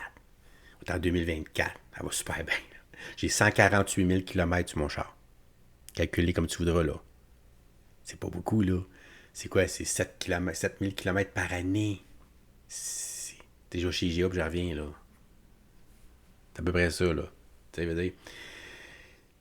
Fait que quelqu'un qui fait comme moi, tu sais, 10 000 kilos par année, c'est pas suffisant pour acheter un auto électrique. Parce que, tu sais, ton auto électrique, peu importe ta batterie que tu mets là-dedans, ça dure près une dizaine d'années. Fait que, moi, comme là, ça fait 20 ans, j'ai mon auto, ça veut dire que j'ai racheté 2 batteries, là. Puis, un char à gaz, ben, ça pollue, c'est sûr. Mais quand tu le fabriques, tu sais, ça a une certaine pollution. Fabriquer un char à gaz, il n'y a pas roulé, je parle là. Le fabriquer, là, le sortir de l'usine, là. Bon. Tout ce que ça a coûté en environnement, là, en CO2, en tout là, qu'on parle, là, en tonnes, ça a un prix. Puis l'auto électrique, quand il sort, lui aussi, il y a un prix. Le prix que l'auto électrique, là, en environnement, c'est comme si ton char de gaz, il avait fait 85 000 km. 85 000 km. Mais là, à 10 000 km par année, c'est dans 8 ans, là. T'sais, dans 8 ans, là, je vais avoir fait ça, mettons, là. Dans 10 ans, là, 80... Moi, 10 ans, écoute, j'ai 20 ans, j'ai 148 000 km. Ça veut dire 75 000 km, mettons, en 10 ans. Ça veut dire que moi, mon char, là, à gaz, je l'ai fait pendant 10 ans. Tu sais, j'ai roulé avec pendant 10 ans, puis il pollue moins que le char électrique, que lui, c'est comme si, demain matin, là, je sors ça, là, à l'usine, puis c'est comme si je venais de faire 85 000 km d'auto. Je sais pas si je suis clair, là, dans ce que je t'explique. Tu sais, si je fais 50 000 kilos par année, tu sais, parce que je suis taxi, je sais pas, là, je fais un taxi, là, ça peut avoir de l'allure, ça. Parce que dans 2 ans, tout de suite, là, tu pollues bien moins qu'un char à gaz. Mais moi, je vais commencer à polluer moins avec mon char électrique, la manière que j'utilise ça, dans 11 ans, 12 ans. Puis dans 11 ans, 12 ans, ma batterie sera même plus bonne, même si je ne l'utilise pas. Fait que je vais tout la rechanger. Puis ça c'est un autre 85 000 km. Fait que tu sais, si tu fais 10 000 kg par année, là, tu sais, 15 000 kg par année, là, le char électrique, c'est pas une bonne idée. Je parle point de vue environnement, premièrement. En plus de ça, ben, tu as toute l'autonomie. Un auto à gaz, c'est bien plus sécuritaire, là, tu sais. Pour ta petite personne, je parle, là. Hein? C'est sûr, là. Tu peux aller plus loin avec ça, avec un tank à gaz, là, puis tu peux arrêter n'importe où, ça prend 2 secondes, tu foules ça, puis t'es bon pour un bout, tandis qu'un auto électrique, tu trouves une borne, une après-midi à attendre, genre, ça n'a pas d'allure. C'est 2 mondes, OK? Là, je fais tout ce laïus-là, parce que j'ai une capsule pour toi là-dessus. Hein? Parce que là, le journaliste, tu vas voir, il me fait un topo des compagnies qui commencent à backer, là. Tu sais, BMW, toutes les compagnies d'auto qui voulaient vraiment emboîter le pas vers les autos électriques. Là, ils se rendent compte là, que la demande est pas mal saturée, là. Tu sais, les anxios, ils ont tout acheté leur voiture, là, puis ceux comme moi, là, qui réfléchissent un peu, ben là, il y en a beaucoup, ça a bien de l'air, puis ils se disent non. Puis surtout quand tu as un gouvernement comme ça qui n'arrête pas de dire que là, il faut qu'on manque d'électricité, puis il faut économiser l'électricité. Tu dis ça à une population, puis dans la même phrase, tu dis achetez-vous un auto électrique, là, ça ne fit pas pantoute. Il faudrait qu'on aide, tu sais, pour inciter la population à acheter un char électrique, il faudrait qu'on aide de l'électricité à plus en finir, là, tu sais, on ne sait plus quoi faire, on tente tout de jeter notre électricité. Pourquoi vous n'achetez pas des autos électriques? Au moins, on pourrait utiliser cette électricité-là, puisqu'on là, on la perd, là, on la perd. Mais c'est pas ça, on n'est pas là. On cherche comment faire. Tantôt, on va te demander de partir ton lave-vaisselle dans la nuit pour sauver l'électricité, pour qu'on puisse avoir un peu d'électricité. Fait que là, de dire qu'en 2035, on ne vendra plus d'auto électriques au Québec, au Canada, c'est demain matin, ça, là. C'est bien trop rapide, là. Ça n'a pas de bon sens. Fait que c'est sûr que je te dirais, achète-toi une auto avant cette date-là. Là. Ça, il y a encore du temps, tu vas me dire, là. Ben moi, j'achète ça une fois par 20 ans. Fait que d'ici quelques années, parce que mon auto va tellement bien, oui, quand je mets attelé dans du Corolla, là, ça part. Ça part, puis ça va bien. Tu l'entretiens, puis c'est tout, là. C'est sûr que j'ai pas l'LCD dedans. Il y a 20 ans, mon auto, il n'y a pas tous les petits gadgets, là, c'est sûr, mais moi, c'est pas... Je couche pas là-dedans, là. C'est pour aller à un point A, point B, puis revenir, puis c'est tout en sécurité. C'est tout ce qui m'importe. Mais bon, éventuellement, je vais être obligé de le changer pareil, c'est sûr, là. Fait que c'est sûr que moi, je vais le changer pour un autre auto à gaz. Puis là, le journaliste, il fait le point. Il dit que les compagnies mettent la pédale douce sur les transformations électriques. Est-ce réaliste d'interdire la vente de véhicules à essence en 2035? Il pose la question à M. Tanguay, là, de la libérale. Écoute ça. Ouais. Quand on regarde ce qui se passe en Europe, entre autres, la compagnie Hertz a annulé l'achat de 100 000 véhicules électriques parce qu'il n'y avait pas d'appétit dans le marché de la location pour ça. Les gens veulent avoir des véhicules à essence. Il y a des compagnies comme Ford, par exemple, qui ralentissent la production du iMac, du Mach-E plutôt. Il y a des compagnies en Europe, notamment Peugeot, là, comment il s'appelle, je pense que c'est Stellantis, le nouveau groupe, là, qui aussi met la pédale douce sur leur, comment dire, leur flotte. Non, ben leur transformation à tout électrique, tout ça. Est-ce qu'on n'est pas en train d'aller trop rapidement? Parce que il y a beaucoup de... Les actions de Tesla sont en baisse en ce moment et il y a plusieurs indicateurs dans le marché qui disent que on a atteint un certain plafond en termes, entre autres, d'autonomie des véhicules. Alors, est-ce que la cible de 2035 pour l'interdiction des véhicules à essence, la vente des véhicules à essence, est-ce que c'est pas trop rapide, justement, compte tenu de l'état de la situation actuelle? Deux choses. Première des choses, évidemment, au Parti libéral du Québec, nous croyons en l'avenir de la filière batterie. Alors, si on peut être un joueur important, soyons-le, mais de façon rigoureuse, intelligente et ordonnée. Première des choses. Deuxième des choses, effectivement, l'objectif de 2035 d'interdire au Québec les voitures à essence. Puis Pierre Fitzgibbon dit qu'il y a trop d'autos sur les routes. Bon, il nous dira d'où sort son analyse. Avant cela, puis on me corrigera si j'ai tort, mais je pense que c'est 2030-2031, on veut avoir 2 millions de voitures électriques sur les routes du Québec. À l'heure actuelle, il y en a à peu près 420 000. Et on nous a annoncé qu'il allait couper le programme pour acheter des véhicules électriques. Alors, comment il va se rendre à la cible? Encore une fois, il y a une cible ambitieuse, mais comment va-t-il se rendre à la cible quand il coupe le programme et qu'il n'y a pas d'autre chose, il n'y a pas d'autre incitatif? De faire de la politique. Moi, ce que je vous demande, c'est que compte tenu du marché mondial, là, puis des ralentissements qu'on note chez certains constructeurs dans leur itinéraire vers l'électricité à 100 %, là, il y en a qui lèvent le pied en disant « on n'y arrivera pas parce qu'il n'y a pas assez d'appétit ». Est-ce qu'on ne va pas trop vite avec le 2035 pour la fin de l'achat des véhicules? C'est ça la question. Je vous dirais là-dessus que pour nous, faut que le gouvernement arrive avec vous. Parce que là, votre question, c'est sur le 2035, l'interdiction de véhicules à essence au Québec. Est-ce que c'est pas trop rapide comme cible? Moi, ma réponse, c'est comment on va s'y rendre. Parce que est-ce que c'est réaliste? Ma réponse, est, puis je participe de votre questionnement, est-ce que c'est réaliste, sachant que dans 7 ans ou à peu près, il faudrait passer de 400 000 à 2 millions de véhicules électriques. Ça, c'est l'objectif intermédiaire. Alors, et le gouvernement va mettre fin d'ici 2027 au programme. Alors, est-ce que c'est réaliste? Puis comment le gouvernement prend-il les moyens pour y arriver? Fait que, tu sais, il comprend, là, mais il n'a pas dit non plus, non, c'est sûr, c'est réaliste, là, nous autres, on pointe de pouvoir le matin, là. On abolit ça, là, cette histoire de 2035, là. Tu sais, cet objectif-là de débile, là, on ne sait pas ce qu'on pognait ça, là, 2035, c'est quoi, là, c'est un chiffron? Alors, il faut y aller avec la grosse logique sale, c'est-à-dire la disponibilité en électricité, premièrement. La nouvelle technologie qui s'en vient aussi, là, parce que c'est la nouvelle technologie, l'hydrogène existe déjà, mais je veux dire, que ça soit rentable, là, que ça soit viable, tu sais, qu'on puisse vraiment là, avoir des autos, je te parle pas juste des avions, des bateaux, tu sais, des grands transporteurs, là, ceux qui polluent le plus.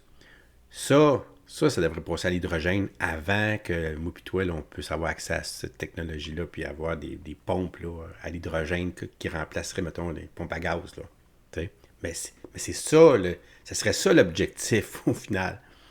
L'objectif le plus court terme, ça serait de mettre tout ce qui est transport en commun, les autobus, les avions, les bateaux, tout ce qui pollue là, le plus que toutes les autos. Là. Ça, tu mets ça à l'hydrogène. Le plus vite possible. Là. C'est ça qu'ils devraient faire. Puis vu que ça coûte plus cher, mais là, c'est là que pas les gouvernements, mais les compagnies qu'on veut taxer, là, c'est pas juste les agriculteurs, mais là, ça toucherait tout le monde, pas mal. Là. Puis ils seraient obligés, par exemple, d'utiliser l'hydrogène maintenant. On leur donnerait s'ils utiliseraient ça, pas le bâton, la carotte. Vous pouvez continuer au gaz, ça va vous coûter de temps, comme d'habitude, là, ça va pas augmenter. Mais si vous utilisez l'hydrogène, ben là, ça va vous coûter moins cher. Vous allez faire un gain. Fait que là, tu t'équipes, ça te coûte plus cher d'équipement, mais là, tu vas sauver à l'utilisation. Là, ça devient intéressant pour les compagnies d'embarquer. Tu comprends? C'est comme ça qu'il faut faire. Et non pas ajouter des taxes carbone, là, comme ça, là, comme qu'ils font, là. C'est complètement débile. Parce que c'est débile, parce que ce que ça fait, c'est que ça fait augmenter les prix de la consommation en général. Puis c'est pas ça qu'on veut. On veut sauver l'environnement, là. C'est ça le but. C'est pas d'empêcher les gens de se nourrir, là. T'sais, si t'es politique, c'est ce qu'ils font, ben c'est une mauvaise politique. N'est-ce pas? Mais c'est sûr qu'on n'a pas fini d'entendre parler de ça. Puis j'ai vu tantôt, t'as dit iTunes, là, Norvolt. Norvolt, là, c'est des développeurs aussi de batteries. Hein? C'est des producteurs, mais des développeurs. Comme j'ai lu qu'ils sont en train de développer une batterie au sodium, au sel de mer. Là. Mais ça, c'est des grosses batteries super lourdes, mais super efficaces. Mais qui pourraient servir pour, par exemple, là, je ne sais pas, des éoliennes pour emmagasiner énormément d'énergie.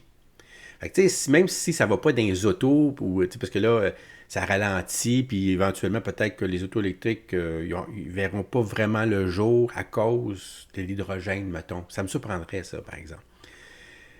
Je pense vraiment que, parce qu'on parle de mondial, là, dans l'Amérique du Nord, partout, là, je pense que Norvolt, là, il va quand même être capable d'être rentable. Peut-être pas autant qu'on voudrait, mais je pense pas que ce soit là, un puits sans fond qui va nous coûter et qui ne rapportera rien. Ça, je ne crée pas ça, personnellement. Moi, je pense que c'est un bon investissement. Ça, en fait, je ne sais pas c'est à quelle hauteur c'est bon, l'investissement. Ça, je ne sais pas.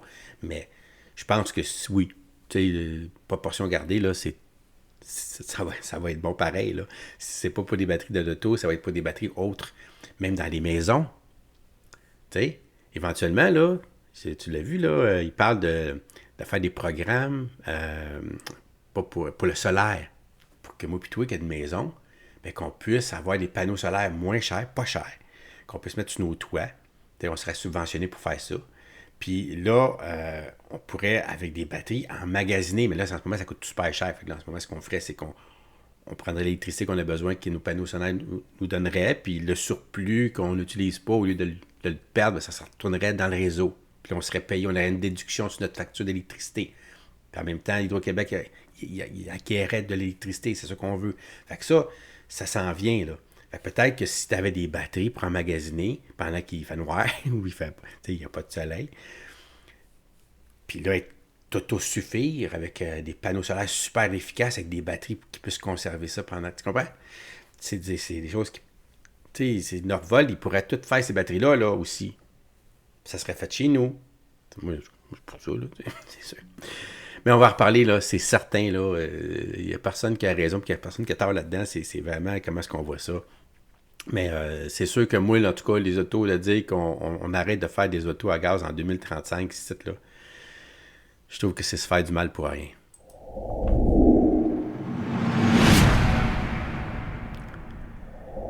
Écoute, je ne veux pas t'en parler beaucoup. Tu sais, Michaud, c'est une personnalité politique, une personnalité médiatique, qui est morte, là. Il avait 94 ans, je pense, là. Une personne qui était appréciée en général de nos politiciens, de tout le monde, mais à un moment donné, il y a eu, à l'Assemblée nationale, ils se sont tous ligués contre lui. Moi, j'en revenais pas quand j'avais vu ça, de voir que l'Assemblée nationale se ligue contre une personne, parce que pour les propos qu'il peut tenir, peu importe les propos, là, en mopitoui, qu'est-ce que ça fait, ça, à l'Assemblée nationale, de faire ils appellent ça, comment est-ce qu'on fait ça, pas une motion, là, mais une affaire de blâme, là, je cherche le mot, un blâme à ce monsieur-là qui était pour se présenter pour le Parti québécois à ce moment-là, en tout cas.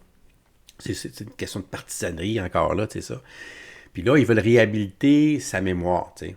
Puis mon Legault, il a dit non, moi, il avait voté justement là, contre lui, puis il vit très bien avec sa décision à ce moment-là, tu sais.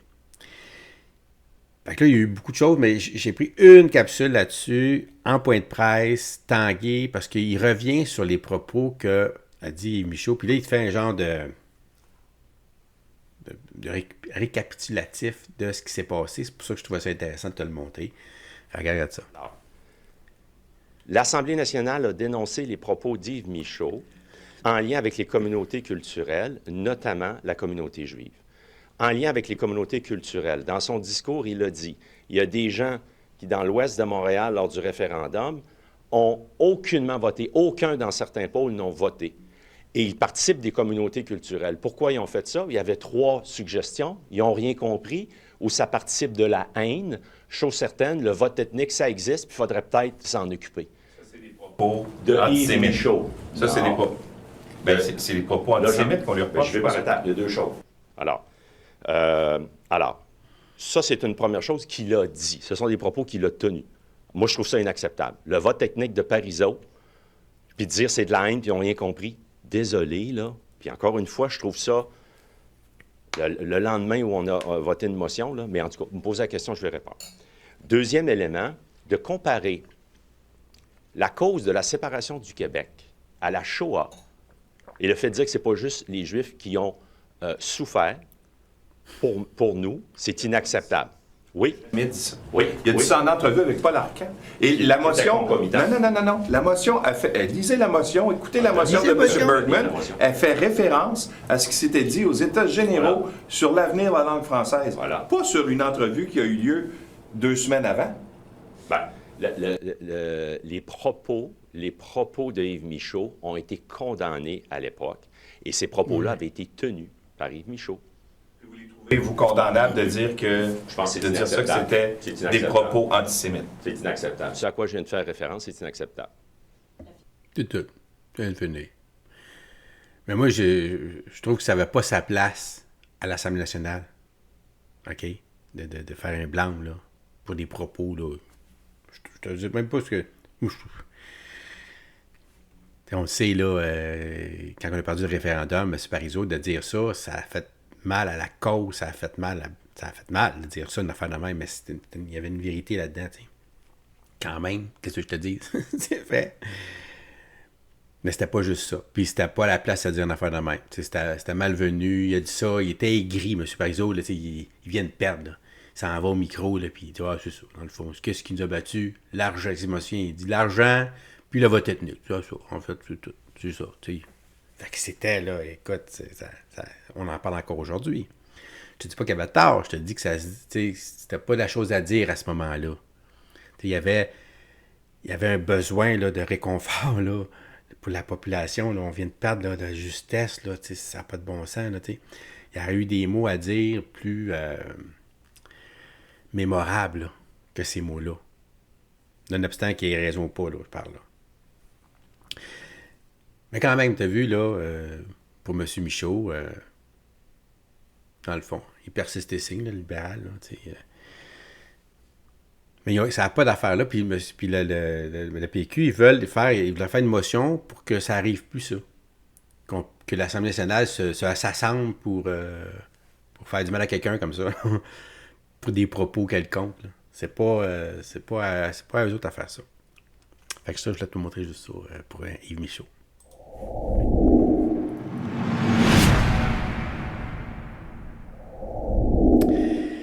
Les champs de compétences. Les champs de compétences, tu sais, là, c'est mis à mal au maximum par le fédéral. Écoute, que ça soit en santé, que ça soit en immigration, il veut vraiment là, s'ingérer dans nos champs de compétences. Puis ça, c'est inacceptable. Paul Saint-Pierre Plamondon, entre autres, c'est sûr qu'il est grand défenseur du Québec. Il veut pas, et c'est lui qui nous défend le plus, finalement, dans nos droits, dans ce qu'on a besoin, comment est-ce qu'il faut nous respecter. Pourtant, les libéraux, ils voient bien ce qu'ils nous font aussi, là. Tu sais? Puis les libéraux, écoute, tu vas avoir une capsule, là, tantôt. Mais comment c'est que cette capsule-là, il va nous dire... à l'Assemblée nationale, un débat avec M. Legault sur l'incapacité du Québec de contrôler notre immigration. Parce que le fait qu'on ne la contrôle pas, ben, ça fait qu'on se fait envahir. Puis le fait qu'on se fait envahir, ben, ça veut dire que là, tous nos services sont mis à mal. La santé, l'éducation, les CPE, le travail, le logement, limite, là, ça met à mal tout notre système qu'on contrôle. Fait que là, tu as une donnée que tu ne contrôles pas, l'envahissement. Puis là, toi, tu es obligé de faire avec. Puis là, tu t'endettes. Puis en plus, le fédéral ne veut même pas te rembourser, là. En plus, là. C'est fou. Fait que là, regarde mon logo, comment est-ce qu'il est vraiment, là. Tu sens, là, son... Puis il dit pas, là, parce que mais tout ce qui sort de sa bouche, c'est des stupidités. Tu sais, ça a une tête, là. Donc, les chiffres à jour de l'année 2023 pour l'immigration temporaire viennent d'être publiés par l'Institut de la statistique du Québec. C'est encore pire que ce qu'avait publié Statistique Canada. Donc, on parle désormais de 565 000 temporaires sur le territoire du Québec présentement. C'est une croissance record et surtout insoutenable de 217 600 personnes nouvelles en seulement un an. Du jamais vu dans notre histoire, et tout cela grâce et sous la gouverne du gouvernement de la CAQ. Avec les conséquences qu'on connaît sur la crise du logement, le recul du français, la difficulté à livrer les services équitablement pour tout le monde, on a perdu complètement le contrôle de notre immigration parce qu'on se fait imposer par le fédéral, sans notre consentement, une politique faite sur mesure par des idéologues. Rapatrier tous les pouvoirs en immigration est une question de survie de la nation pour éviter la louisianisation, nous disait le PM. Où en sommes-nous? Et là, je l'invite à ne pas me donner comme réponse qu'il est en train de préparer quelque chose avec Justin Trudeau, parce qu'il est déjà trop tard. Après 6 ans de pouvoir, il y aura des effets irréversibles sur le logement, le français et les services, et ce pour plusieurs années. D'ailleurs, Marc Miller a déclaré n'avoir aucune ouverture à céder quoi que ce soit au Québec. Que va faire le premier ministre? Quelles sont ces fameuses options qu'il refuse de nous dire? Ce serait un bon début, Michel. La réponse du premier ministre. Oui, Madame la Présidente. D'abord, le chef du Parti québécois et moi sommes tout à fait d'accord qu'à maintenant 560 000 immigrants temporaires au Québec, une augmentation de plus de 200 000 depuis 2 ans, pas depuis 6 ans, depuis 2 ans. Et donc, le choix du Parti québécois, c'est de faire un référendum sur la souveraineté, un référendum que les Québécois ne veulent pas. Nous, notre approche, c'est de négocier avec le premier ministre du Canada. Et le chef du Parti québécois vient de nous dire « Je veux rien entendre parler de ça ». Effectivement, quand les journalistes y ont demandé 2 fois si à l'avenir, les travailleurs, puis même les immigrants temporaires, devaient être préapprouvés d'abord par le gouvernement du Québec, est-ce que ça serait un gain important pour le Québec? Vous avez vu, Madame la Présidente, le patinage artistique. Oui, mais je ne suis pas contre ça, mais le Parti québécois ne veut pas faire de gain avec le fédéral. Il veut préparer un référendum sur la souveraineté. Il ne veut pas que ça marche avec Ottawa. Donc, Madame la Présidente, on va continuer de discuter avec Ottawa, puis je pense qu'on va arriver à des résultats. Ben oui. Puis je pense qu'on va arriver avec des résultats. Pour l'instant, tu n'as aucun résultat. Tu te fais rire de toi, on te fait rire par la bande. On rit de la population en entier. Là. Je t'avais remarqué que tu as promis que si tu avais un gouvernement majoritaire, que tu irais chercher toutes ces compétences-là. Là. La santé, tu irais chercher l'argent, tu as eu 15 %. Que tu étais pour aller chercher l'immigration, des rapatriements de l'immigration. On a plus d'immigrants qu'on n'a jamais eu dans toute l'histoire du Québec. Tu sais, c'est pas juste que tu n'as pas réussi un peu, là, c'est à l'antipode. Puis tu viens, t'oses venir nous dire « on pense qu'on va réussir, tu réussiras. » En tout cas, pour l'instant, tu n'as rien réussi. Puis je vois pas là, la lueur d'espoir de quelconque là, que tu puisses obtenir quoi que ce soit du fédéral. Le fédéral, ils veulent nous détruire. On l'a vu avec la pandémie. Michel, c'est une affaire, là. T'as vu, là, c'est qui a imposé la vaccination obligatoire à ses fonctionnaires? C'est pas le Québec, c'est le fédéral. Les avions, les trains, tout ce que le fédéral, toute la juridiction du fédéral, le pire gouvernement pour la pandémie, là, ça a été le fédéral. Puis le fédéral, il encourageait financièrement, verbalement et financièrement toutes les provinces qui allaient dans la coercition, comme le Québec a eu. On a eu beaucoup d'argent du fédéral, énormément d'argent du fédéral, parce qu'on allait dans le bon sens. Si on avait dit non, ben on n'aurait rien eu du fédéral, on aurait eu même au contraire, là, ça aurait été encore pire. Tu comprends? Le fédéral, là, il nous a mis dans le trou là-bas, s'il vous plaît. Là. En fait, il a creusé le trou, puis tranquillement, il nous poussait là. Puis le gros, c'est sûr, là, notre province, d'autres, embarqué dans cette folie-là, ça a fait l'affaire. C'était cœur. Fait que quand il nous dit qu'il va obtenir quoi que ce soit, là, ça reste à prouver. Je demande juste à voir, là, à le croire, là. Mais force de constater que c'est pas le cas. Qu'est-ce que je te dis? Première complémentaire. Madame la Présidente, en matière de patinage artistique, je dois vous avouer que je comprends rien de la réponse du premier ministre. Mais non, moi non plus. La question est super simple. Quelles sont vos fameuses options? Vous vous faites dire non. Vous n'avez pas le contrôle sur l'immigration temporaire. Quelles sont vos prédictions pour le premier trimestre de 2024? Quelles sont les prédictions du premier ministre? Est-ce que ça va continuer d'augmenter? Est-ce qu'on va atteindre un quelconque résultat auprès d'Ottawa? C'est une question très simple à répondre. Très simple. La réponse du premier ministre. Bien, Madame la Présidente, c'est assez simple à comprendre. Est-ce que le Parti québécois serait d'accord que les immigrants temporaires soient d'abord préapprouvés par le gouvernement du Québec? Ça veut dire le nombre, ça veut dire les conditions, est-ce qu'ils doivent parler français ou non? Madame la Présidente, pendant que le PQ s'occupe d'une monnaie québécoise, nous, on s'occupe de la vraie vie. Il parle pas de ça. Imagine-toi, là. On y parle d'immigration, de rapatriement d'immigration, comment ça qu'on se fait envahir comme ça, t'es pas capable d'arrêter ça. Puis là, tu nous parles de la monnaie, là. Tu sais, là, il n'est pas capable de répondre. Il n'y a aucune réponse logique, intéressante à nous donner. Il fait juste taper sur dans le fond, l'option que le Parti québécois ne veut pas poser. Tu sais, dans le fond. Mais lui, il est au pouvoir, il est majoritaire. Tu sais, imagine-toi, là, il n'y a pas un gouvernement qui va le remplacer, qui va être aussi majoritaire que lui, là. Donc, si lui n'est pas capable, je ne vois pas pourquoi les autres seraient capables. Là. Deuxième, monsieur le député de Matane-Matapédia, je vous ai entendu jusqu'ici. Je voudrais entendre le chef du troisième groupe d'opposition, deuxième complémentaire. Le chef répétera que ça ressemble étrangement au discours de Jean Charest, en effet. Et je vais simplement dire qu'en effet, c'est pas difficile à comprendre.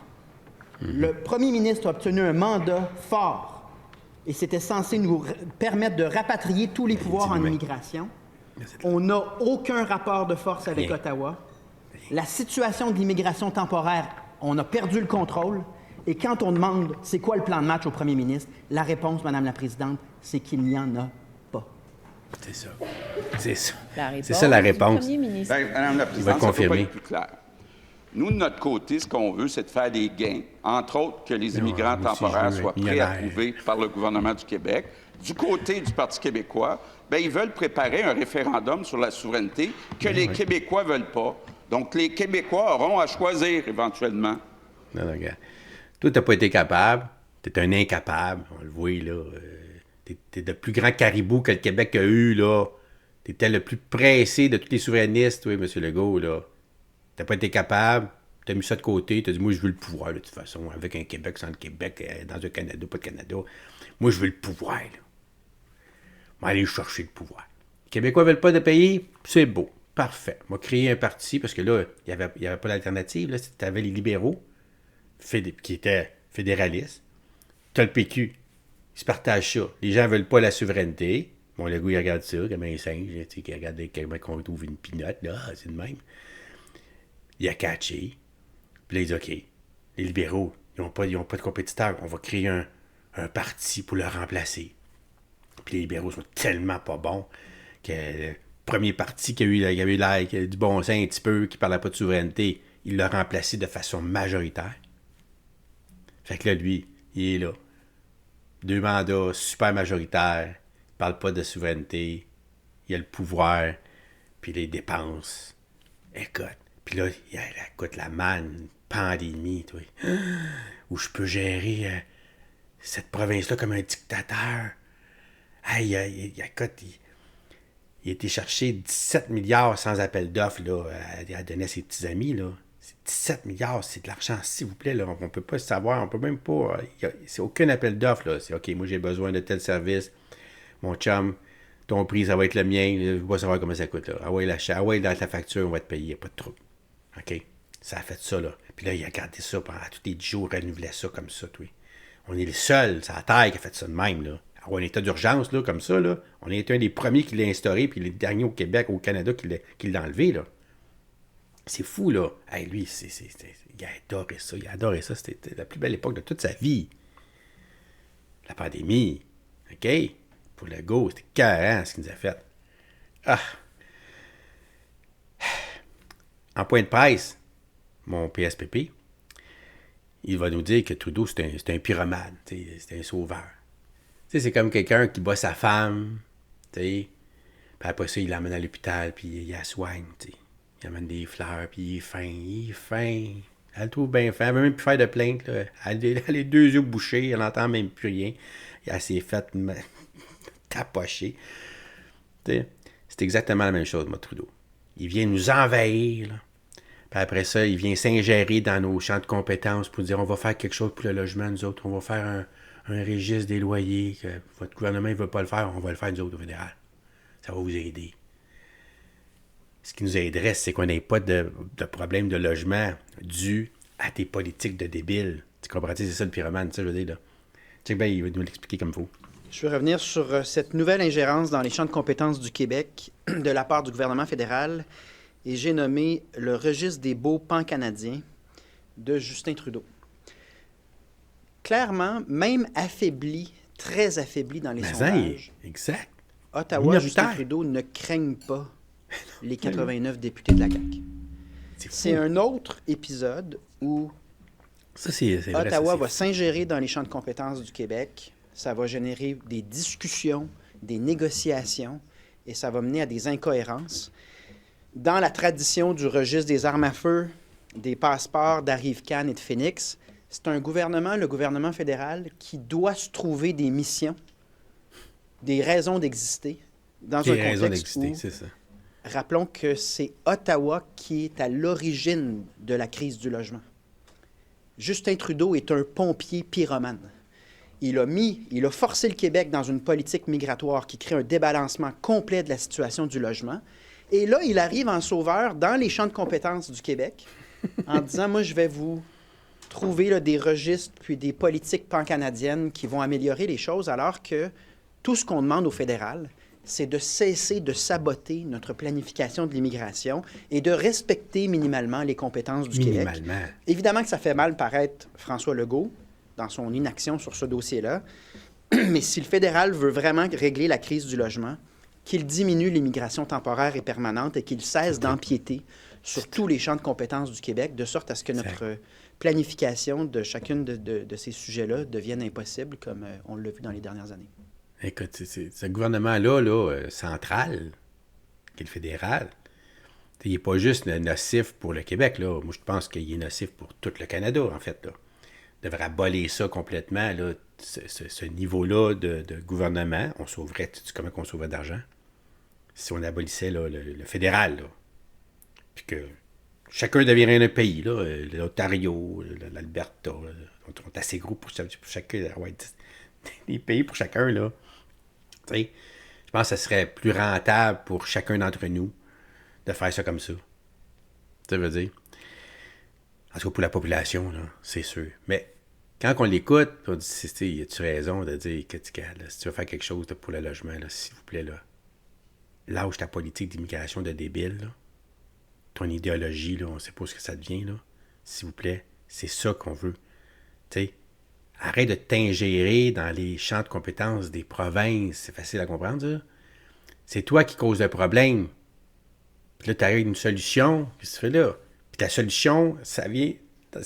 C'est une solution qui fait partie des champs de compétences. C'est les provinces qui peuvent faire des choses pour le logement, par exemple. C'est pas le fédéral. C'est tout. Fait qu'il n'y a pas d'affaire, là. Même chose pour les médicaments, les dents, tout ce qu'il veut faire, là, le fédéral, là. Ça, là, ça met à mal toutes les provinces, là. Puis tout le monde est obligé de payer pour ça, là, en plus de ça, là. T'as pas un mot à dire. Imagine-toi. Puis nous autres, en plus, au Québec, on a déjà tous ces programmes-là. Fait que là, il faut aller se battre pour dire, OK, l'argent que tu vas mettre notre argent que tu vas mettre là-dedans, là, on veut le récupérer, cet argent-là. Là, c'est un paquet de négociations, paquet de problèmes. C'est juste de la merde. Tu comprends?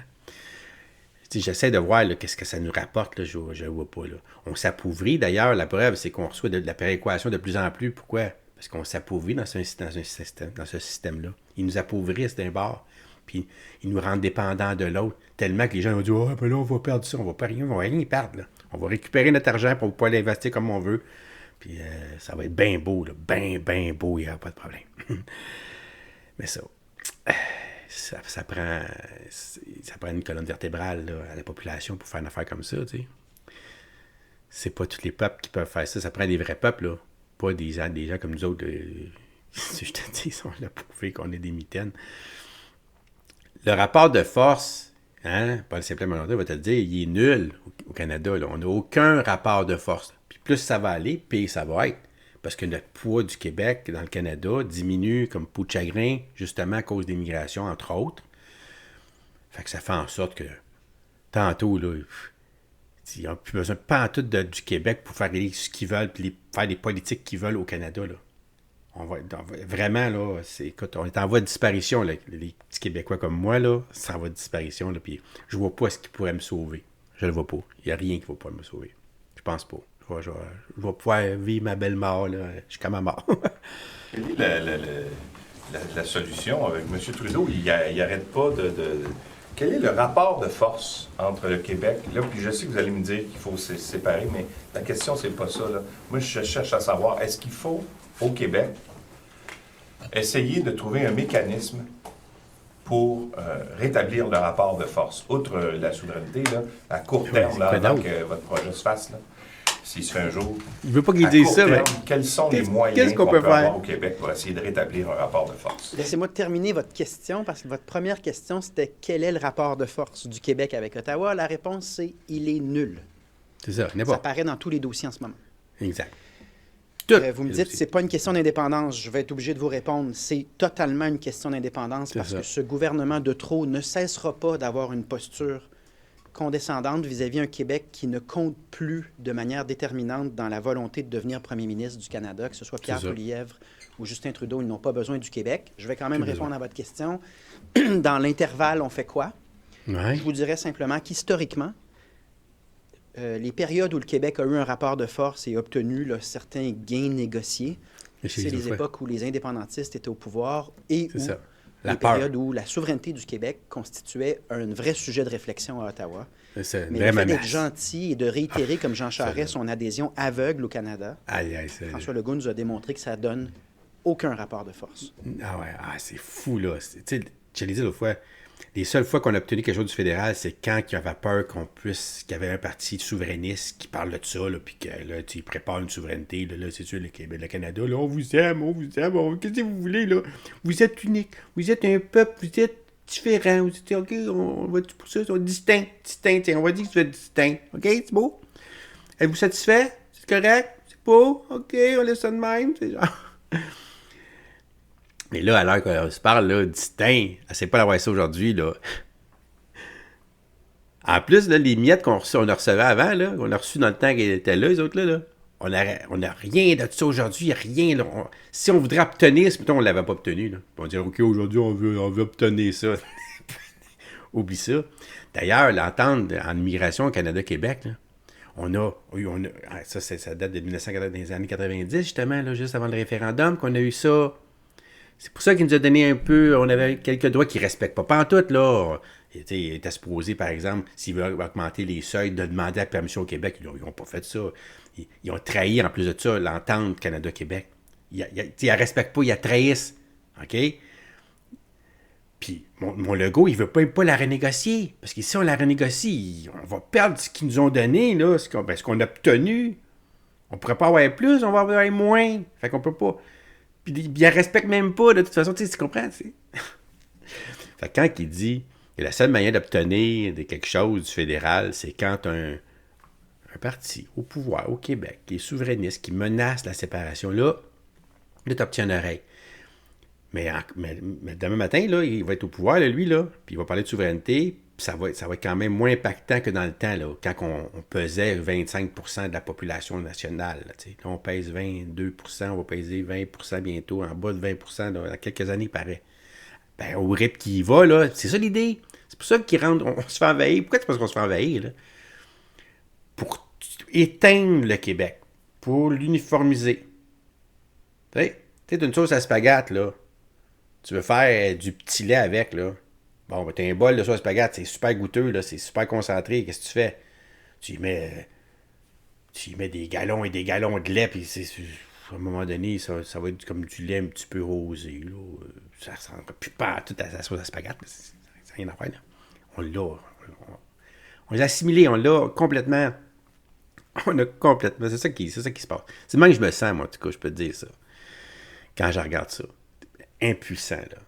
T'sais, je regarde la population, là, pas conscient de ça. Ils sont fins, les autres, là. C'est pas grave, là, Francis. C'est pas grave. Il n'y a rien de grave, là. On va mourir, puis c'est pas grave. C'est tout simple que ça. Puis SPP, il va te dire, ben ça, juste te montrer à quel point, là. Les libéraux, ils ont voté contre une motion, OK, contre le fait que le fédéral empiète sur les champs de compétences du Québec. Mène-toi là. C'est clair, là. C'est clair. Ils font une motion. Ils disent, OK, est-ce qu'on est tous d'accord pour dire que le fédéral, il empiète sur les champs de compétences au Québec?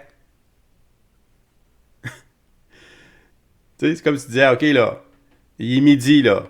On est-tu d'accord que le soleil est à son zénith, là? Tu sais, c'est comme... Puis là, les libéraux disent, non, pas vrai. Les libéraux provinciaux de Tanguay, ils ont voté contre le fait de dire que le fédéral empiétait sur les champs de compétences du Québec. Imagine-toi. Des vendus, là. L'autre vote qui est tout aussi hallucinant, c'est par 2 fois le Parti libéral du Québec vote contre le principe tout simple que le gouvernement fédéral empiète sur les champs de compétences du Québec avec ses propositions en matière de logement et de protection des locataires. C'est un fait. C'est un constat factuel et juridique indéniable. Le Parti libéral a trouvé le moyen de voter 2 fois contre cela. Donc, ça pose énormément de questions sur l'univers parallèle dans lequel le Parti libéral vit en ce moment. L'univers parallèle dans lequel ils vivent, là. C'est clair, là. C'est des fédéralistes finis, là, qui ne voient même pas là, le mal qu'on nous fait, là. Ils ne voient même pas là, qu'on empiète sur nos propres droits, là. Ça veut dire que ces gens-là, ils ne peuvent plus être au pouvoir, le libéraux provincial, juste à cause de ça. Parce que ça démontre tout de suite comment est-ce qu'ils ne peuvent pas nous défendre. Puis ça explique aussi comme le mal qu'ils nous ont fait, parce que ça n'arrive pas de même, là. Ils ne pensent pas ça comme ça aujourd'hui, là. C'est comme ça que sont les libéraux. Tu comprends? Ils travaillent contre le Québec. Qu'est-ce que tu veux faire? Ils l'ont prouvé. Ils l'ont fait. Ils l'ont prouvé, puis ils le confirment, là, dans le fond. Fait que, sache-le, là. Vote pour qui tu veux, là. Un indépendant, Parti vert, mais si tu aimes le Québec, tu peux pas voter pour le Parti libéral du Québec, en tout cas, pas avant les 50 prochaines années, au moins, minimum high.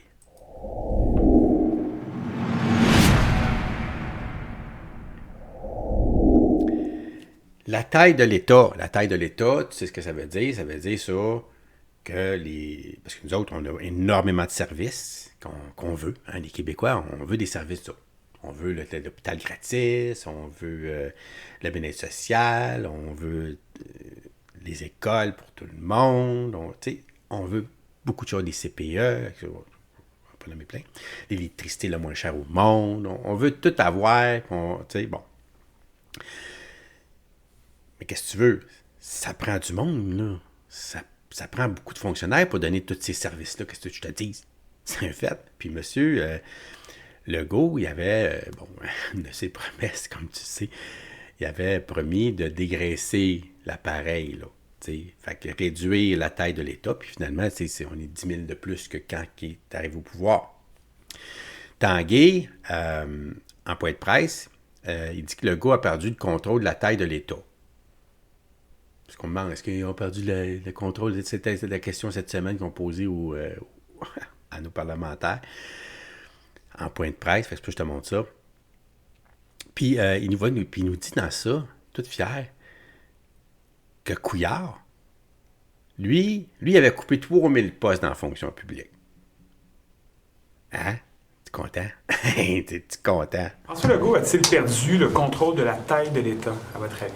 La chose certaine, c'est une autre promesse rompue. Alors qu'il promettait de couper des milliers de postes, on peut voir que tout le contraire s'est matérialisé. Et on exclut là-dedans, évidemment, santé et éducation. Donc, la fonction publique, on se rappelle du François Legault qui disait, moi, je veux couper des postes de gens qui écrivent des rapports puis qui envoient des rapports à d'autres qui font des rapports. Qui lisent même pas les rapports. Qu'est-ce qu'il a fait? Qu'est-ce que François Legault? C'est la question qu'on pose. Le résultat net, c'est que c'est le contraire. Ça n'a pas baissé, ça a augmenté. Qu'est-ce qu'il a fait pour essayer? Est-ce qu'il a essayé seulement? Est-ce qu'il a pu identifier celles et ceux qui disent, ouais, bien, finalement, c'est pas un service essentiel, puis on peut se passer de ce poste-là? En ce moment, vous lui demandez un plan de retour à l'équilibre budgétaire rapidement. Dans ce contexte-là, souhaitez-vous qu'il dégraisse l'État et qu'il coupe le nombre de fonctionnaires? Ça participe de l'effort qui est nécessaire. Encore une fois, faire une analyse intelligente. Est-ce qu'il y a des personnes, des fonctionnaires dont on pourrait se passer, qui viendraient diminuer la masse salariale de l'État en ne coupant pas des services de première ligne, et l'éducation et la santé est exclue de cela. Mais je pense, vous savez, sous le gouvernement de Philippe Couillard, on avait réduit de 3 000, en 2014-2018, 3 000 fonctionnaires de moins. Et c'est important donc que François Legault remplisse sa promesse. Abonne-toi, mets un pouce, commente ça, s'il vous plaît, c'est super. Si t'es capable de m'aider financièrement, c'est facile dans cette description de cette vidéo-là. Tous les liens sont là pour me faire un don. Fait que tu le sais. Donc, tu vois là, il nous parle de la taille de l'État, la promesse brisée, de Legault.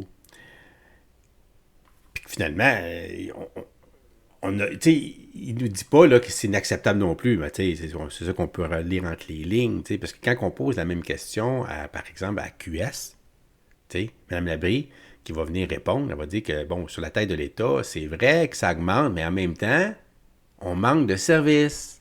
En fait, on en aurait besoin de plus. Un des exemples qui est donné par le gouvernement pour expliquer qu'il y a plus d'employés dans la fonction publique, c'est notamment là, la question de la francisation. Quand on voit les listes d'attente en francisation, on se dit, mais peut-être qu'il manque encore quelques-uns des enseignants de français. Oui, mais tu sais, excuse-moi, la francisation, tu sais, c'est sûr, là, tu as 230 000 personnes qui rentrent ici, ne parlent pas français ni anglais, là. OK? Là, il faut les... Puis le français, c'est une des langues les plus dures à apprendre au monde après le mandarin, là, tu sais, genre. Donc là, hey, imagine-toi, il faut t'engager des gens là, pour franciser des gens qui n'ont pas l'affaire ici, premièrement. Ils n'ont pas l'affaire là. Ce serait peut-être plus facile de se débarrasser de ces gens-là que de grossir la fonction publique pour être capable d'accueillir tous ces gens-là. Mais les autres, ils sont pour ça, là, qui s'arrentent à pleine porte, là. Mais je trouvais ça cocasse qu'elle prenne cet exemple-là de francisation pour dire que finalement, on en aurait besoin de plus. Tu sais, parle-moi de la santé, parle-moi de l'éducation, pas de la francisation. Ça me semble que c'était... Ça m'explique pourquoi je ne voudrais jamais voter non plus pour QS.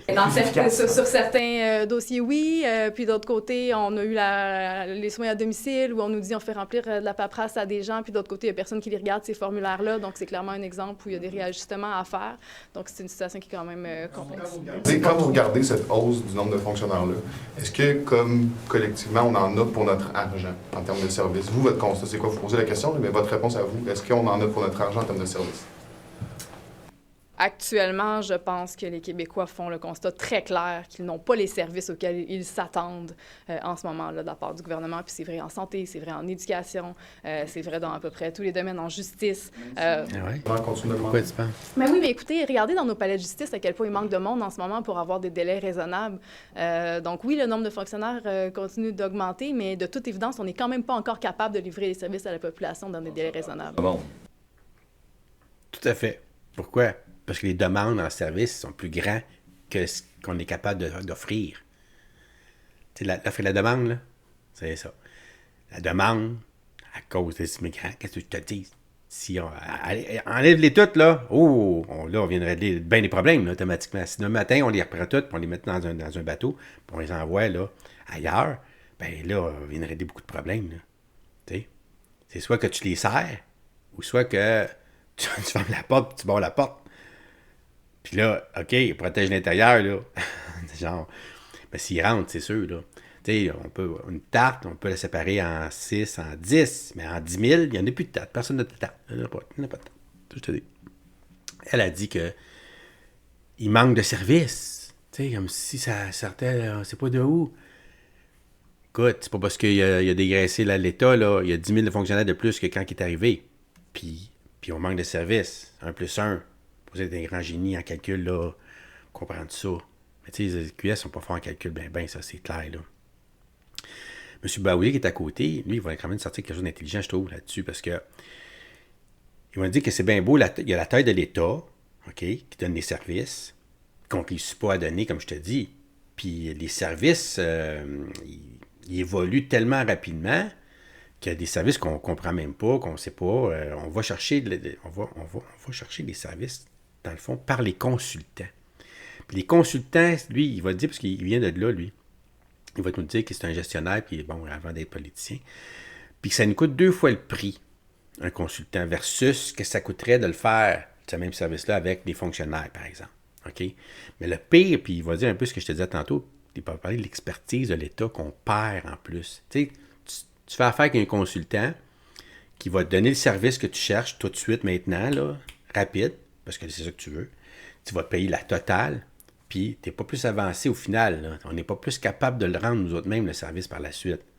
Parce qu'on perd cette expertise-là. Puis ça, là, c'est... Je te dis pas d'avoir l'expertise dans tout. Il y a des choses, des fois, que tu as besoin rarement. Tu vas chez le consultant pour régler un problème. OK, on l'a. Tu es un spécialiste là-dedans. Mais quelque chose de récurrent, là.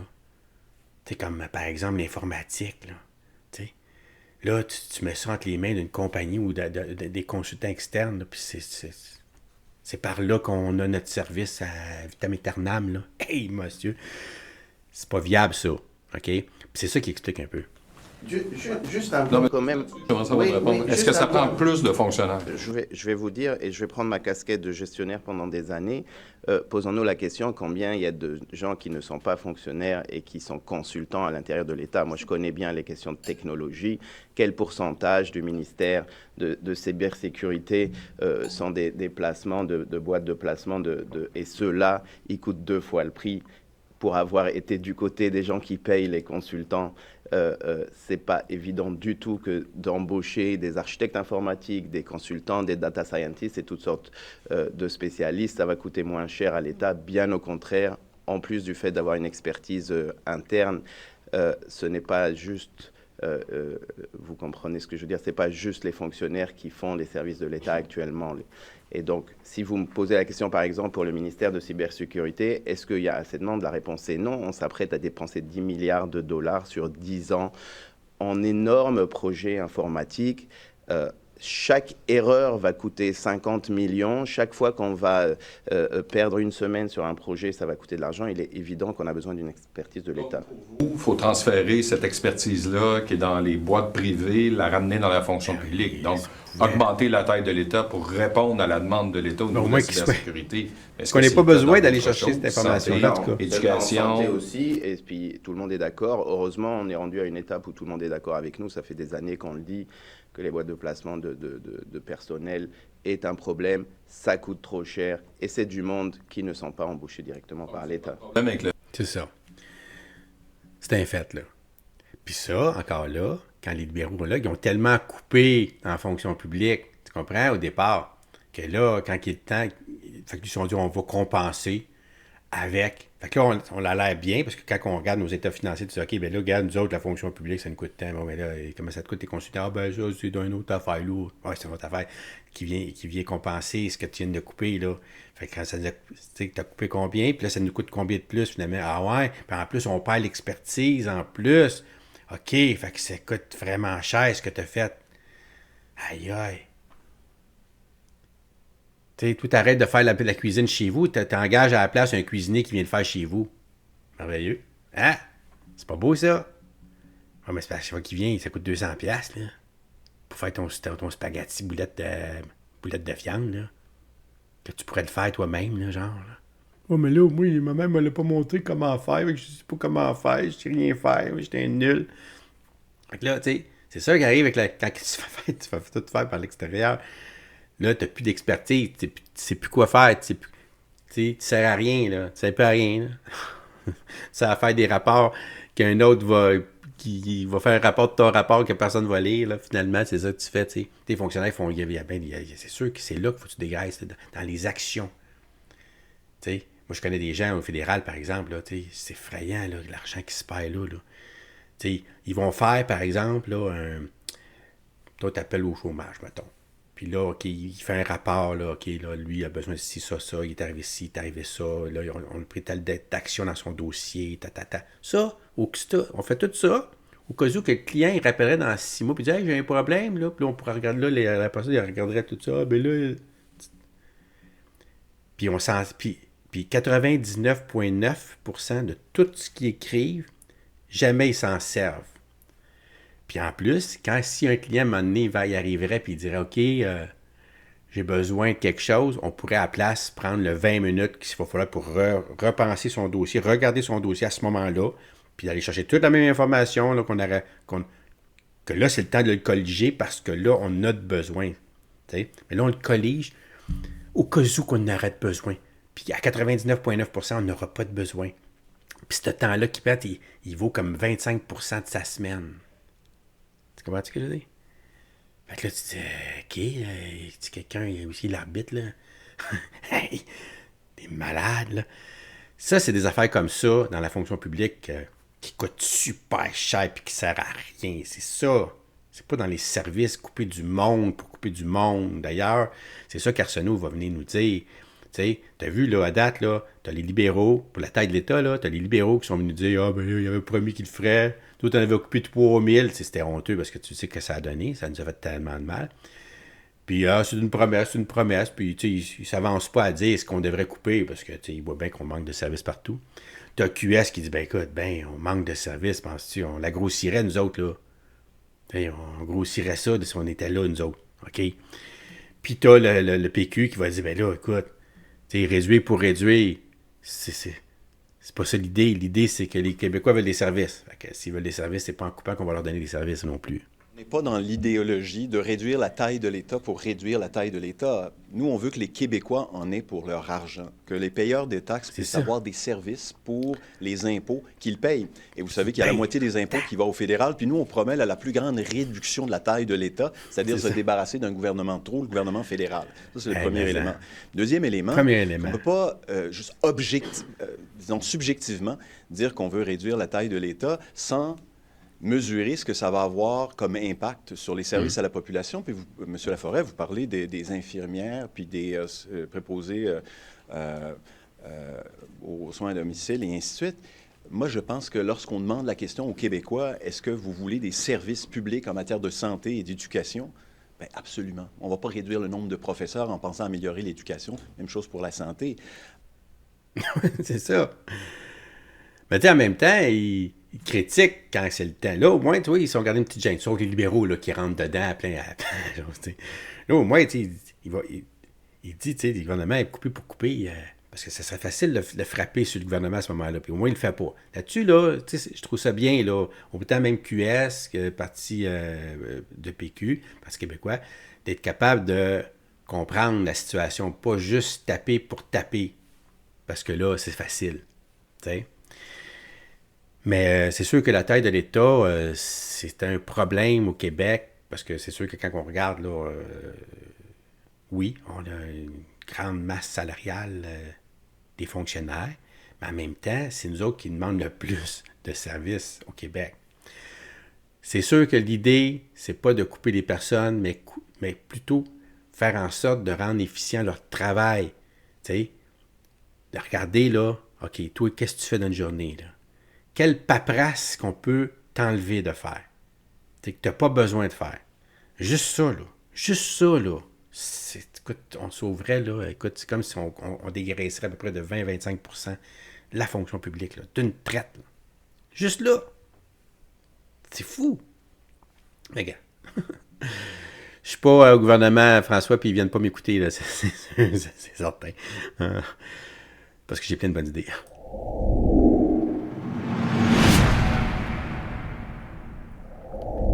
Écoute, la crise du logement, ça continue, là. C'est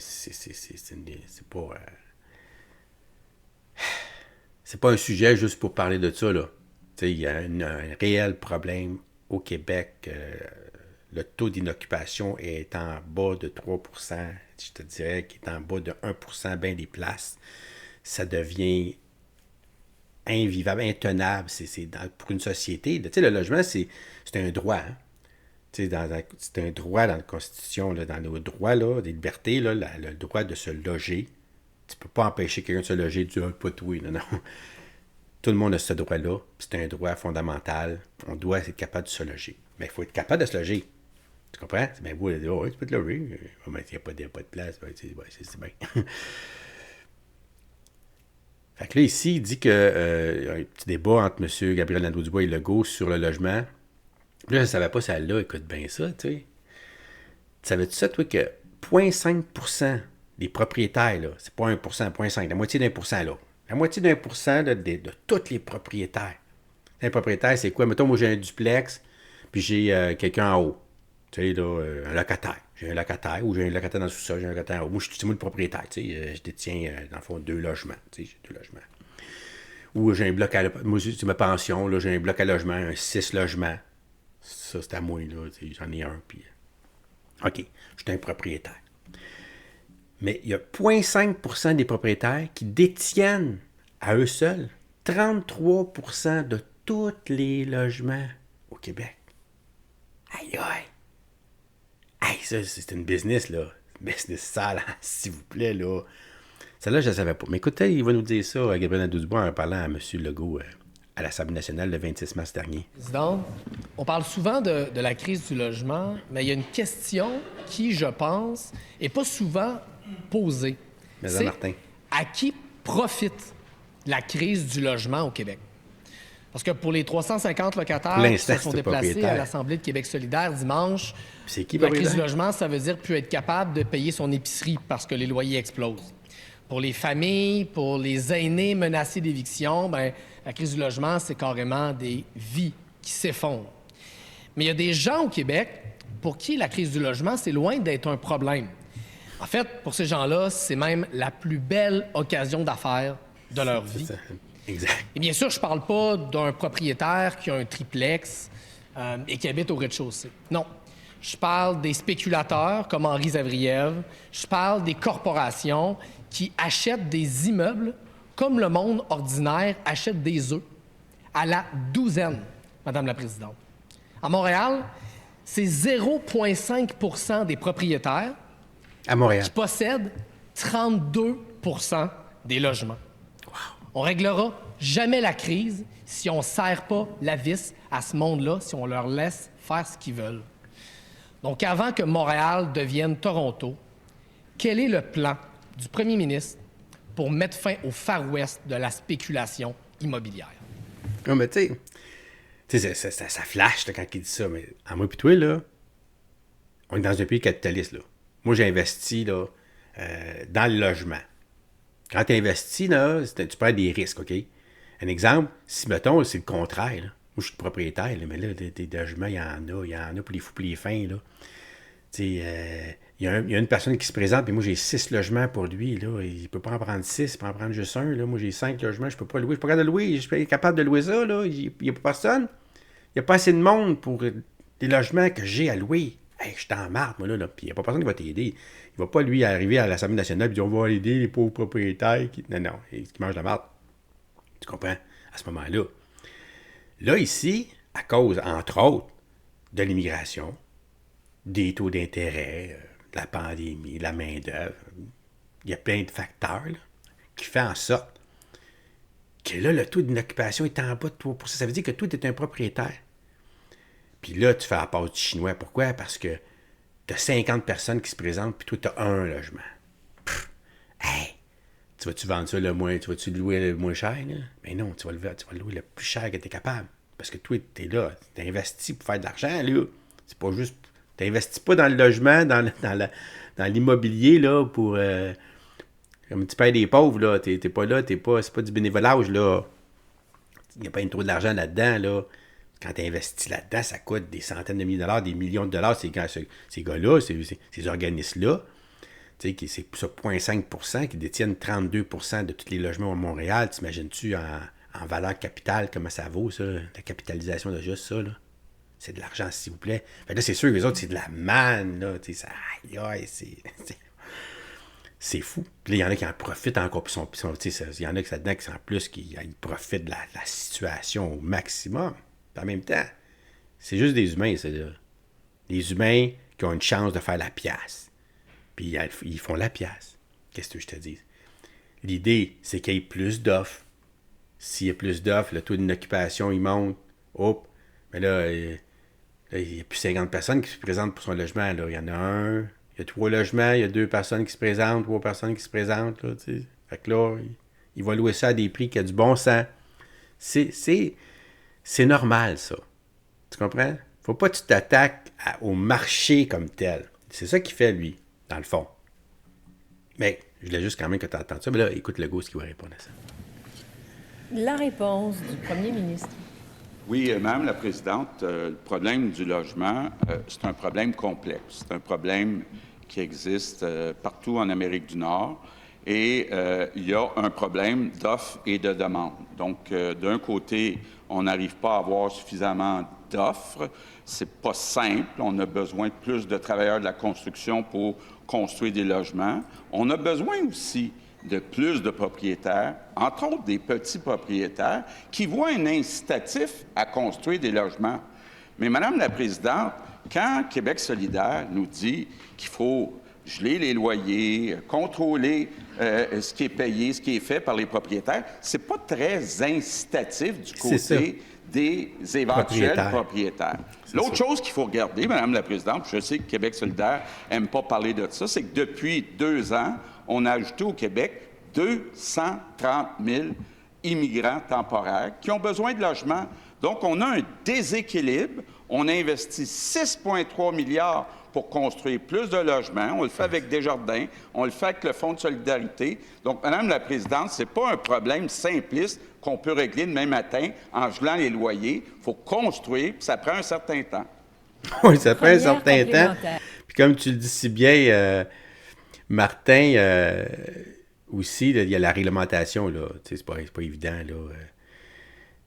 C'est pas évident, là. OK? De bâtir, premièrement, là, dans les villes, là, ça prend, là, juste se faire respecter, d'avoir un permis, ça peut prendre 1 an et demi, là. Imagine-toi, tu sais même plus, toi, quand tu la demandes, là, tu dis, OK, là, c'est là qu'on est prête, là. On peut investir tout de suite. Mais le temps que tu aies ton permis, puis toi, tu sais même plus c'est le contexte quand tu vas avoir, finalement, une porte à louer, si là, tu vas être capable de la louer, si le contexte va être favorable, défavorable, tu sais. Tellement que c'est long dans le temps. En partant, là. Donc, c'est sûr que faut encourager l'offre, donc il faut encourager les propriétaires à faire des logements. Mais là, avec le taux d'intérêt en plus de ça qui explose, c'est moins tentant. Là, tu veux faire quoi, là? Des règles en plus de ça pour empêcher là, d'augmenter les loyers, de faire ci, de faire ça. C'est tout ce que propose QS en général. Oui, on veut aider les locataires, personne n'est contre ça, mais c'est parce que là, c'est pas d'aider les locataires si on fait en sorte qu'il n'y a plus personne qui veut devenir propriétaire non plus. Tu sais, il y a un équilibre à aller chercher. Puis c'est terriblement dur à aller chercher un équilibre dans le contexte en ce moment. À cause, entre autres, de l'immigration. Qu'est-ce que tu dis? Ils ont le dos large. C'est sûr, ils arrivent ici par 100 000. Il y a eu 200 000 personnes qui sont rentrées ici en 2023. Mais là, c'est ça. Il soustrait 200 000 personnes. On n'a plus le même problème, là. C'est pas possible d'être un grand génie en mathématiques, comprends-tu? Le premier ministre continue de déformer les propositions solidaires. Québec solidaire ne propose pas de geler les loyers. Par ailleurs, l'immigration temporaire, son explosion, il en est responsable. Deuxièmement, Henri Zavriev, aux dernières nouvelles, c'est pas un demandeur d'asile. Les demandeurs d'asile, ils font pas de la spéculation immobilière. Ben c'est sûr. 0,5% des propriétaires contrôlent 1 logement sur 3 à Montréal. C'est intenable. Quel est le plan du premier ministre pour qu'on arrête la spéculation au Québec? La réponse du premier ministre. Bien, Madame la Présidente, la réponse, c'est de construire plus de logements et de trouver le moyen d'inciter des nouveaux propriétaires à construire des logements pour les louer. Mais Madame la Présidente, c'est pas parce que le chef de Québec solidaire arrive avec un cas que personne ne connaît ici, mais qui essaye de généraliser, qu'il vient de trouver la solution au manque de logement au Québec. C'est sûr. Mais s'il vous plaît, on écoutait la question, on écoute la réponse. Maintenant, deuxième complémentaire. Je suis pas le seul qui connaît le cas d'Henri Zavriev. Ces milliers de locataires à Montréal le connaissent très bien. Mais parlons-en de la construction de logements. J'ai ressorti le tableau de bord de la CAQ en matière de construction de logements dans son nouveau programme. 2022, 0 logement. 2023, 0 logement. 2024, 0 logement construit.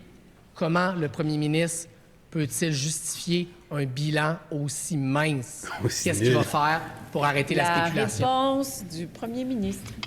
Bien, Madame la Présidente, le chef de Québec solidaire fait des grandes assemblées les fins de semaine pour essayer de convaincre des locataires là, que les propriétaires sont pas corrects, puis tous les propriétaires qui sont pas corrects. Puis il y a des évictions, mais, Madame la Présidente, on s'est donné avec la loi 31 un renversement du fardeau de la preuve. Maintenant, quand il y a quelqu'un qui est évincé de son logement, c'est le propriétaire qui a le fardeau de la preuve. Ça, c'est beaucoup mieux que tout ce que les gouvernements du Parti libéral et du Parti québécois ont fait. Oui. Il a raison là-dessus. Moi, je suis d'accord avec ça. Surtout que c'est des vulnérables, qui ne connaissent pas leurs droits, qui ne connaissent pas leurs règles. C'est pas eux autres qu'il faut qu'elles se battent, Non. C'est le propriétaire qu'il faut qu'elle convainque un juge que là, il faut qu'il l'évince lui parce que c'est bon pour lui, ça. Pour le propriétaire, là. Puis qu'il ne bafoue pas les droits du locataire.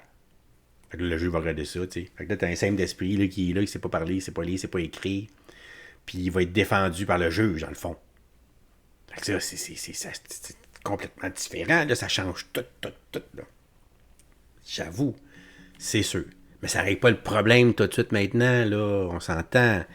Puis, dans la loi 31, il y a des choses qu'on aurait voulu garder. Ben, le QS aurait voulu garder, comme la cession de bail. Moi, je trouve que la cession de bail, là, c'est juste une façon de faire de l'argent sur le dos des propriétaires, là, je trouve. Ça aide pas vraiment grand monde. Là. Je te dis pas que ça n'a jamais aidé personne. Mme Manon Remassé, ça l'a aidé quand elle a dit. Elle s'est fait. Avant qu'elle soit députée, elle n'avait pas beaucoup d'argent. Puis, elle n'était pas capable de trouver un logement, puis il y a quelqu'un qui a cédé son bail, puis ça lui a permis de rester là. C'est sûr que c'était pas le paradis là où ce qu'elle était, qu'elle disait, mais que ça lui a permis de rester là, puis de pouvoir survivre. Tu sais? Bravo, félicitations, tant mieux. Mais, point de vue de la masse, c'est pas quelque chose là, que tout le monde va se servir. Il y a bien des gens qui ne connaissent même pas ça. Là. Mais un registre des loyers, par exemple, ça aurait été bon. Un registre des loyers.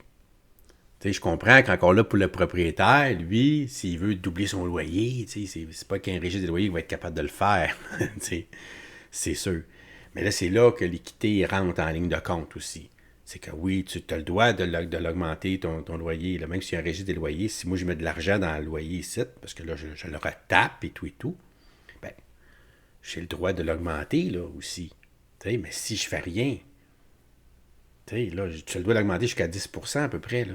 Pas le doubler, quadrupler, là, c'est sûr. Fait qu'un registre des loyers, ça aiderait. D'ailleurs, dans cette optique-là, M. Paul Saint-Pierre Plamondon, il dit que, avenant un gouvernement du PQ, lui, il va revisiter la loi 31 qui vient d'être adoptée là, de Mme Duranceau.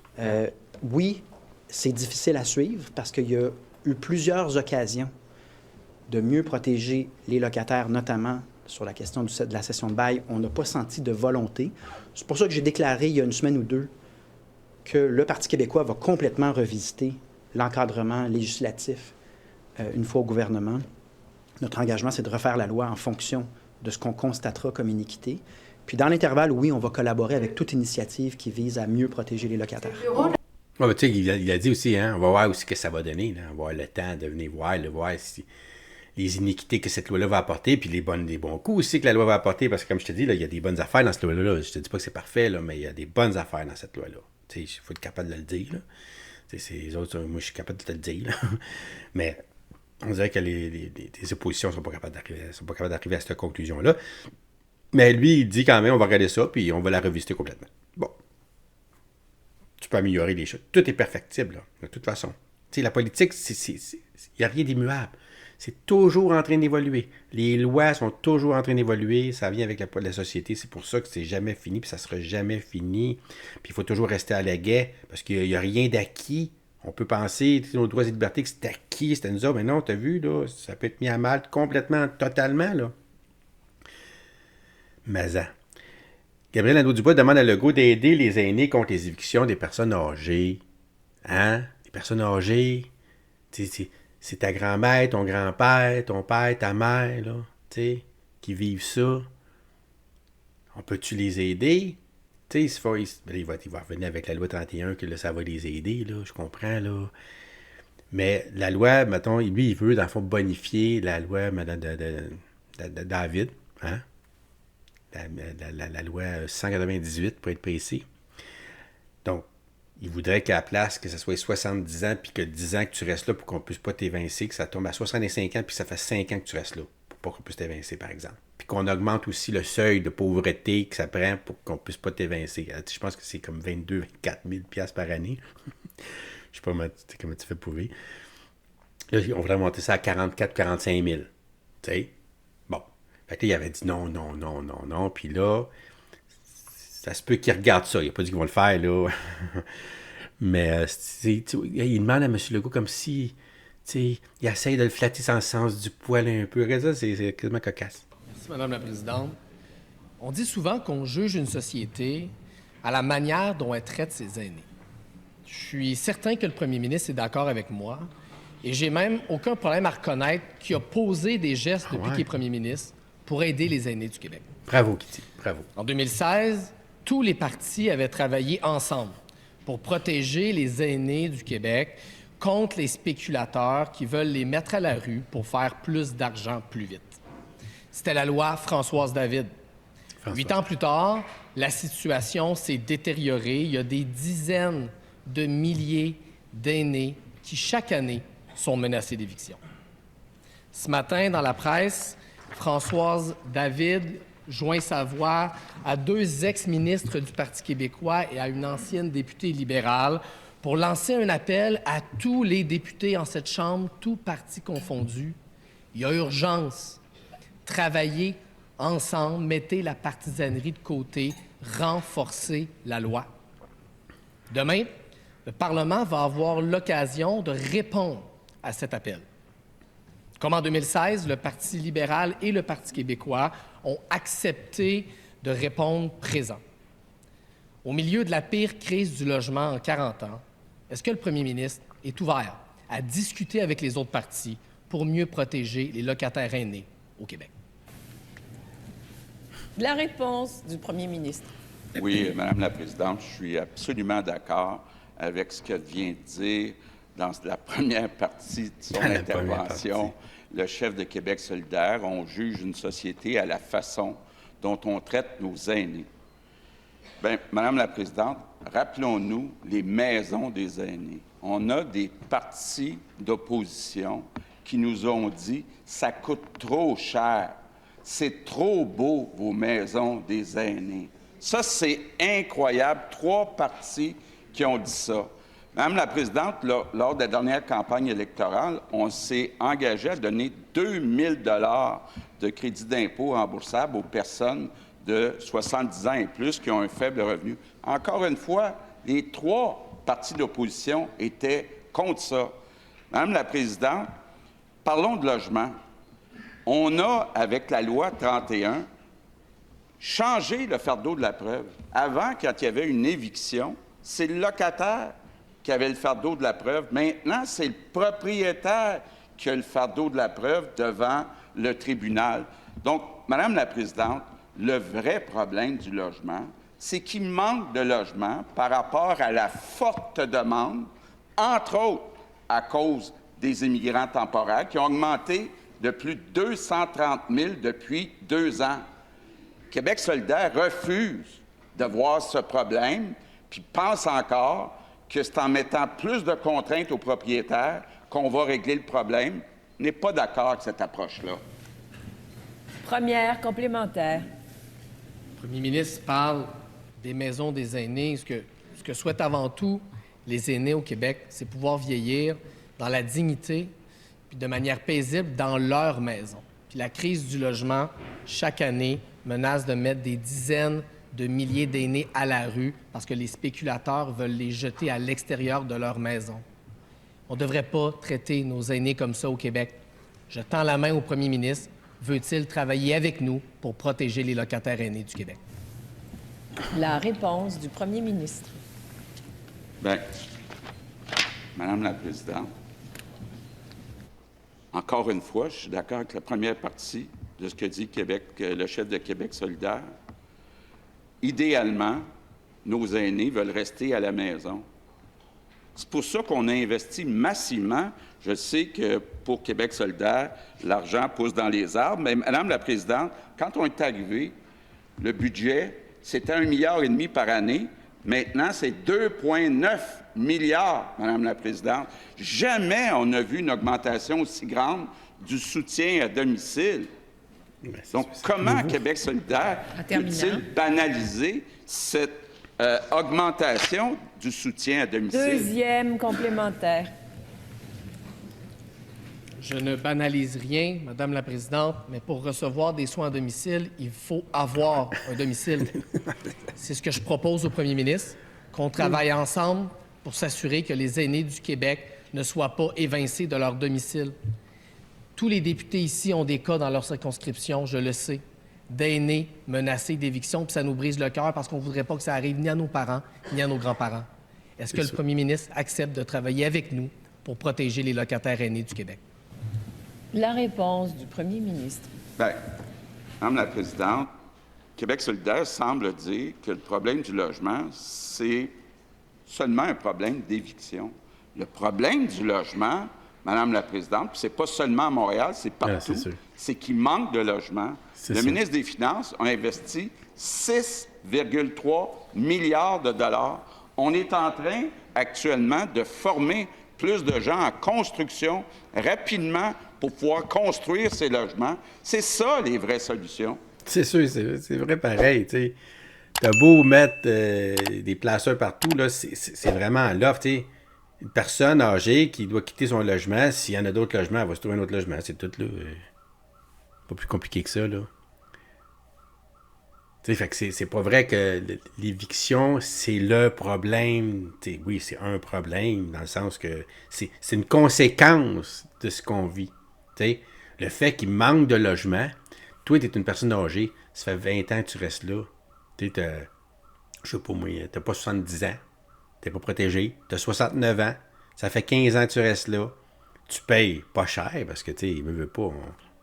Ton loyer, quand tu l'as eu à un bon prix, puis on peut pas l'augmenter plus que 2, 3, 4 % par année. Fait que là, toi, tu bouges pas de là. Fait que tu as une augmentation de 2, 3, 4 % par année. Fait qu'au bout de 15 ans, toi, le voisin qui vient d'emménager à côté de chez vous, là, l'été passé, lui, tu lui as demandé comment tu payes, toi, ici?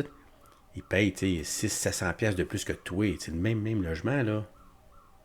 Fait que le propriétaire, lui, ce qu'il veut, c'est que tu dégages pour leur louer le même prix qu'à ton voisin, là, 600-700$ de plus par mois, là. C'est ça l'idée. Puis pourquoi qu'il pense de même? Parce qu'il sait qu'il manque une pénurie de logement. Il y a une pénurie de logement. S'il y avait des offres, comme M. Legault il dit, là, s'il y en avait des logements, là, s'il y avait une offre raisonnable, ben, le propriétaire, il ne penserait même pas à ça. Il se dirait, ben là, j'ai un locataire qui est sérieux, ben, qui me paye à chaque mois. Puis de toute façon, je ne pourrais pas vraiment louer bien plus cher que ça, de toute façon, là. Fait que je suis mieux d'avoir un locataire sérieux que je peux me fier dessus puis qui prend soin de mon logement. Puis, parce que là, tu verrais là d'autres avantages. Tu vois d'autres avantages, tu sais, en tant que propriétaire aussi. Mais là, il y en a 200 qui t'appellent. Là, tu serais prêt. Tu regardes ton logement, tu dis, OK, moi, j'ai 2-3 locataires ici là, qui sont vraiment pas rentables par rapport à ce que je pourrais mettre là. Tu comprends? Fait que là, on voudrait faire en sorte qu'ils ne puissent pas faire ça. Mais là, ça vient contrecarrer tout ce qui est le capitalisme, la façon qu'on vit. On n'est pas des communistes, là, non plus, là. Puis il faut que ça soit alléchant, il faut que ça soit attrayant, il faut qu'il y ait un bénéfice pour être un propriétaire. Un propriétaire si t'es propriétaire, il perdrait juste de l'argent, il n'aurait pas d'argent à faire que ça. Ben, ça serait juste des HLM qu'il y aurait, là. Dans le fond, ce serait juste des logements payés par le gouvernement, là. C'est pas ça qu'on veut non plus, là. On veut pas vivre dans une société comme ça, là, aussi pauvre, là, à tous les sens du mot. Mais c'est sûr que c'est un problème, le logement. Puis il y a des victimes de ça.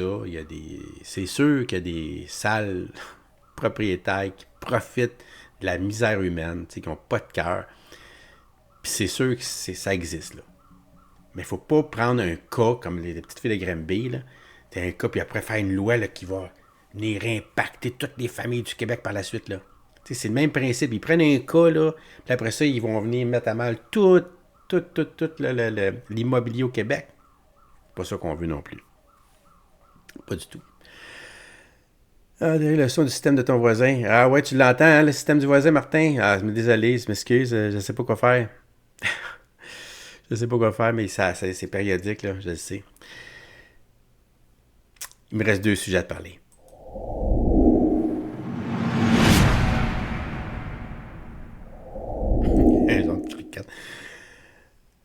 Les centres jeunesse, écoute, les centres jeunesse. Les prisons pour jeunes, là. Hey, c'est ce qu'on a entendu puis qu'on va entendre encore, là. C'est fou, là.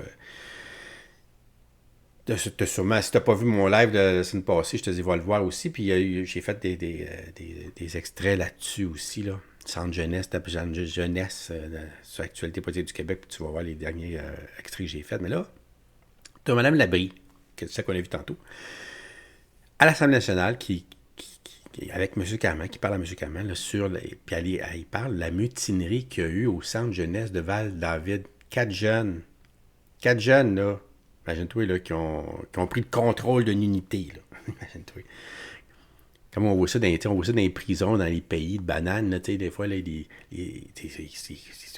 souffrent tellement, à un moment donné, ils font une mutinerie, là, puis ils prennent le contrôle de la prison, puis toute la patente. Imagine-toi. Ça s'est passé ici. On n'a pas entendu parler de ça, tu vas me dire, là. Mais elle parle de ça avec M. Carman, là. Écoute ça. L'année dernière, au Centre jeunesse de Val-du-Lac, il y a eu une mutinerie. 4 jeunes ont pris le contrôle de leur unité jusqu'à ce que la police arrive. Il y a eu pour 20 000 $ de dommages. Ça, c'est un signal d'alarme. Les employés qui ont eu le courage de parler publiquement ont dit que personne n'était surpris parce qu'il y a tellement de personnel d'agence que ça crée un manque de stabilité. Ils ne sont pas capables de faire les interventions qu'ils devraient faire pour aider les jeunes. Il y a même une intervenante qui dit que ça fait des mois qu'ils se battent pour plus de collations parce que les jeunes ont faim. J'ai demandé à aller voir ce qui se passe. En 22 minutes, j'ai eu un refus de la part du CIUS. Et c'est pas parce que c'est dans la circonscription d'à côté. Je suis convaincue que si le député de Richmond avait fait la demande, il se serait fait refuser lui aussi. On ne veut pas nous laisser aller voir ce qui se passe. La seule manière d'y arriver, ce serait avec le ministre. Est-ce que le ministre veut accepter d'aller avec moi visiter Val-du-Lac pour voir ce qui se passe là? Oui. T'attends-tu de voir ce qui se passe là? Veux-tu savoir ce qui se passe là? Responsable des services sociaux. Oui, merci, Mme la Présidente. Écoutez, ce qui s'est passé à Val-du-Lac, c'est quelque chose de tout à fait regrettable. Et je pense que c'est quelque chose qui est basé sur l'importance dont on met sur l'amélioration des soins pour les jeunes en centre de réadaptation. Maintenant, je sais que la députée de Sherbrooke a visité un site. On m'a dit qu'elle a visité le site Bowen du centre jeunesse. Donc, je pense que il ne faut pas dire qu'on ne peut pas visiter les centres jeunesse. Maintenant, la question que j'aurais, c'est de savoir qu'est-ce qu'elle veut aller voir au centre jeunesse de Val-du-Lac. Qu'est-ce qu'elle va aller voir? Elle a entré aux intervenants. Elle peut parler à la direction. Elle peut parler aux familles des jeunes qui sont là. Aux geôliers. Donc, la question, c'est pourquoi vouloir aller dans une circonscription qui n'est pas la sienne? Si elle me répète, si elle m'explique bien la situation, moi, je suis quand même ouvert à aller visiter le site. Bon. J'ai cependant demandé 2 choses, Madame la Présidente, qui est importante. J'ai demandé à la directrice nationale de faire le tour des centres jeunesse du Québec. J'ai demandé également au PDG du CIUS de l'Estrie d'aller voir la situation à Val-du-Lac. Et ça, je pense, c'était l'intervention la plus urgente à faire dans la situation qui a été nommée récemment. Hey, qu'est-ce qu'elle va aller voir, là? Je voudrais qu'elle me dise qu'est-ce qu'elle va aller voir, là.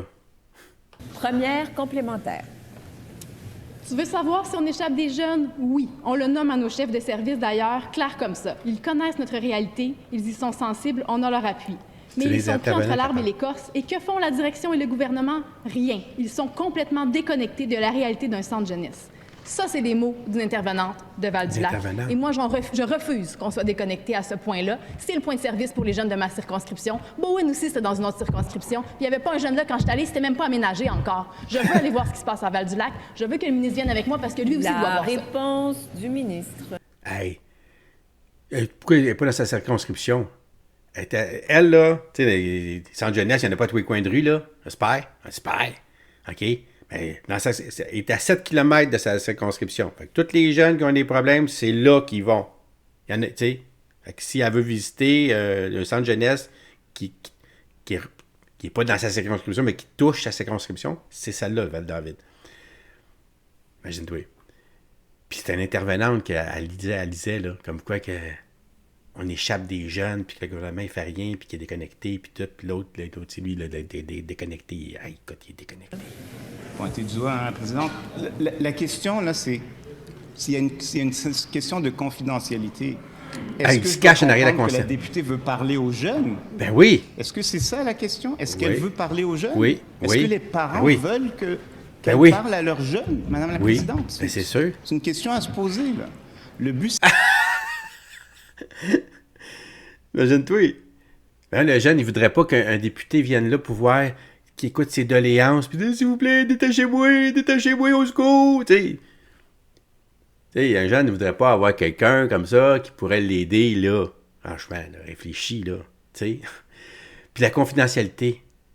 Tu sais, man, toi, t'es le geôlier. Non, c'est des jeunes sites, là. C'est confidentiel. Ouais, c'est confidentiel. C'est de maltraitance que tu fais, là. Tu veux cacher ça, là. Tu te caches en arrière de la confidentialité pour maltraiter des enfants, des jeunes. Puis le ministre, il est là, puis il t'aide. Hey, c'était carré. C'est d'améliorer les services à nos jeunes.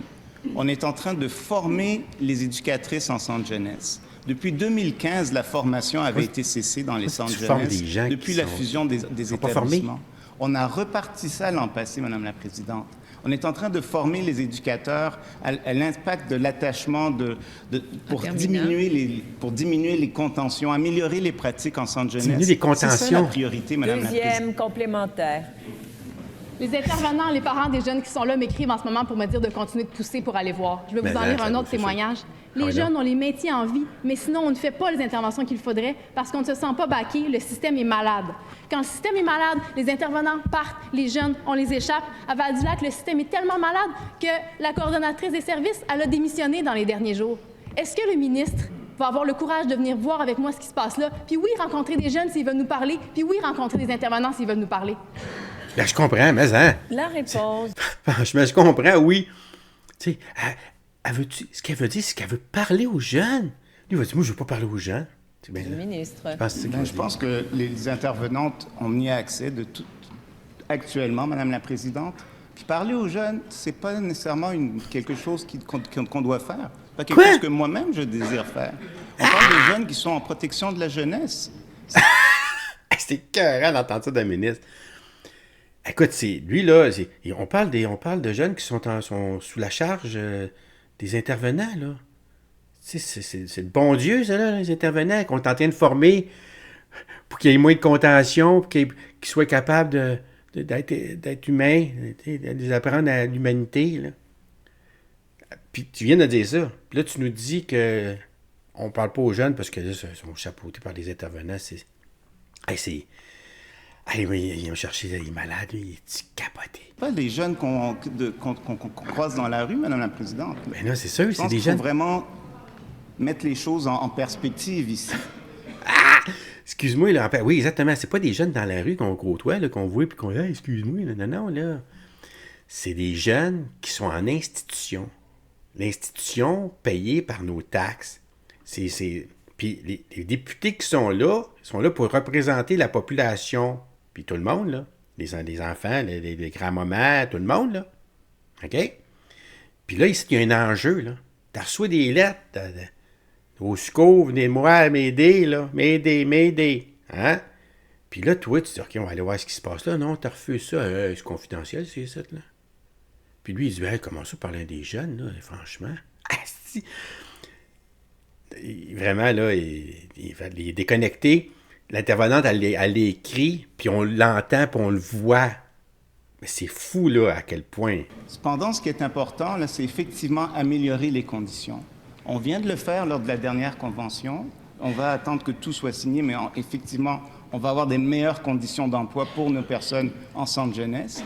Mais encore une fois, la chose la plus importante, c'est d'améliorer les soins pour nos jeunes, Madame la Présidente. Puis c'est là-dessus qu'on se concentre actuellement. La semaine dernière, au centre jeunesse de Val-du-Lac, il y a eu une mutinerie. Ah là, OK, ça finissait de même. Le contrôle de leur unité jusqu'à ce que la police... Juste m'assurer, là. Ça finissait comme ça. Tu sais, c'est les soins qui comptent, qui dit. Mais c'est ça, mais pour... C'est qui reçoit les soins? Les intervenants, là? Oui, je sais, c'est vrai que tu mets beaucoup d'argent là-dessus, là. Tu viens de le dire que tu as engagé des psychologues, des ça pour aider les intervenants, là. Tu sais, c'est ça. Mais c'est qui qu'au final qu'on veut aider, là? C'est les jeunes.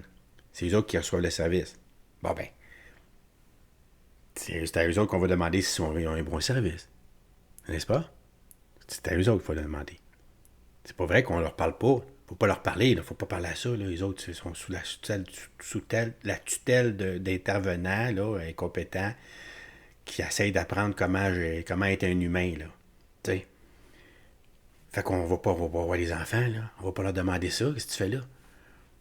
On va se concentrer sur les soins à leur donner. Ben ouais. Hey, si tu te dis, là, c'est péter. Ça se peut pas, ça en est risible, là. C'est pas drôle, puis ça il me fait rire tellement qu'il est déconnecté, là. Puis là, en point de presse, Mme Labrie, elle revient, puis elle va nous parler de la mutinerie au centre jeunesse Val-David, qui a duré, elle va nous en parler un petit peu plus, là. Ça a duré 22 minutes. Puis ça a duré 22 minutes parce qu'elle a voulu aller voir ça. Je me donne des notes, là. Ça nous a les mes notes. Ça a pris 22 minutes pour qu'on lui dise non, tu viens pas ici, toi. Imagine-toi. Elle est quand même bonne, cette députée-là. Hein? Moi, je l'aime bien, là, Mme la QS. Là, pour elle, là, Mme Labrie, là, elle est humaine, puis elle défend des causes comme ça, puis ça, c'est sûr qu'il en faut, là, puis c'est valeur qu'elle soit pas au gouvernement. J'aimerais ça qu'elle soit au gouvernement, pas pour la QS, mais pour le gouvernement, parce qu'elle est humaine, cette personne-là. Moi, je trouve. OK? Je ne dis pas que tu sors sa bouche d'accord, là. Mais dans ce dossier-là, en tout cas, là, merci, Mme Labrie. Il y a eu une mutinerie la semaine dernière dans le centre jeunesse de l'Estrie à Val-du-Lac. 4 jeunes ont réussi à prendre le contrôle d'une unité. La police a dû intervenir pour mettre fin à la mutinerie. Il y a eu 20 000 $ de dommages. Les témoignages qui sont sortis dans l'espace public, c'est que tout ça était totalement prévisible. Il y a des problèmes à l'interne. Il manque de personnel. Il y a beaucoup de personnel d'agence. Les jeunes n'ont pas les interventions qu'ils méritent pour pouvoir se remettre sur pied. On échappe des jeunes, c'est ce qui est nommé par des personnes qui travaillent en centre jeunesse explicitement. Moi, ça m'inquiète énormément. Alors, j'ai refait une demande pour pouvoir visiter le centre jeunesse de l'Estrie la semaine dernière, vendredi. Suite à la mutinerie, je voulais rencontrer des gens qui étaient présents sur place pour comprendre ce qui s'était passé. Ça a pris 22 minutes. Ça a pris 22 minutes pour recevoir la réponse de refus de la part du CIUS de l'Estrie. Donc, moi, ce que je veux vous dire aujourd'hui, c'est que j'ai vraiment l'intention de continuer de creuser ça. J'ai même appris hier que le syndicat a de la difficulté à aller physiquement sur les lieux, voir ce qui se passe au centre jeunesse de l'Estrie. Donc, moi, j'ai pas l'intention d'abandonner ces jeunes-là. On va continuer de mettre de la pression sur le gouvernement pour aller voir ce qui se passe dans les centres jeunesse. Tabarnouche. Imagine-toi. Qu'est-ce qui se passe là? Hey, écoute, j'écoutais une intervenante à 2460 là, qui nous dit à quel point là, que les jeunes qui rentrent dans ces places-là là, sont traumatisés à vie. Là. C'est une expérience marquante. Là. T'es marqué à vie. Là. Fer rouge. Tu sais, là, vraiment, là, c'est une usine à fucker les gens. Là. Tu sais. C'est supposé... écoute, en plus, il y a des jeunes là-dedans qu'on les ramasse des familles qui sont toxiques, dysfonctionnelles, bon, un peu ça comme tu voudras. Puis pour protéger ces jeunes-là, là, on les prend, puis on les arrache de leur famille, puis on les met dans une institution, puis comme ça. Tu sais, un parent qui est pas bon, il est mauvais, là, tu sais. Mais le lien filial, là, ça a une force, là. C'est l'amour filial, là, c'est l'amour dans une famille, tu sais. Ça, c'est indestructible. Tu comprends?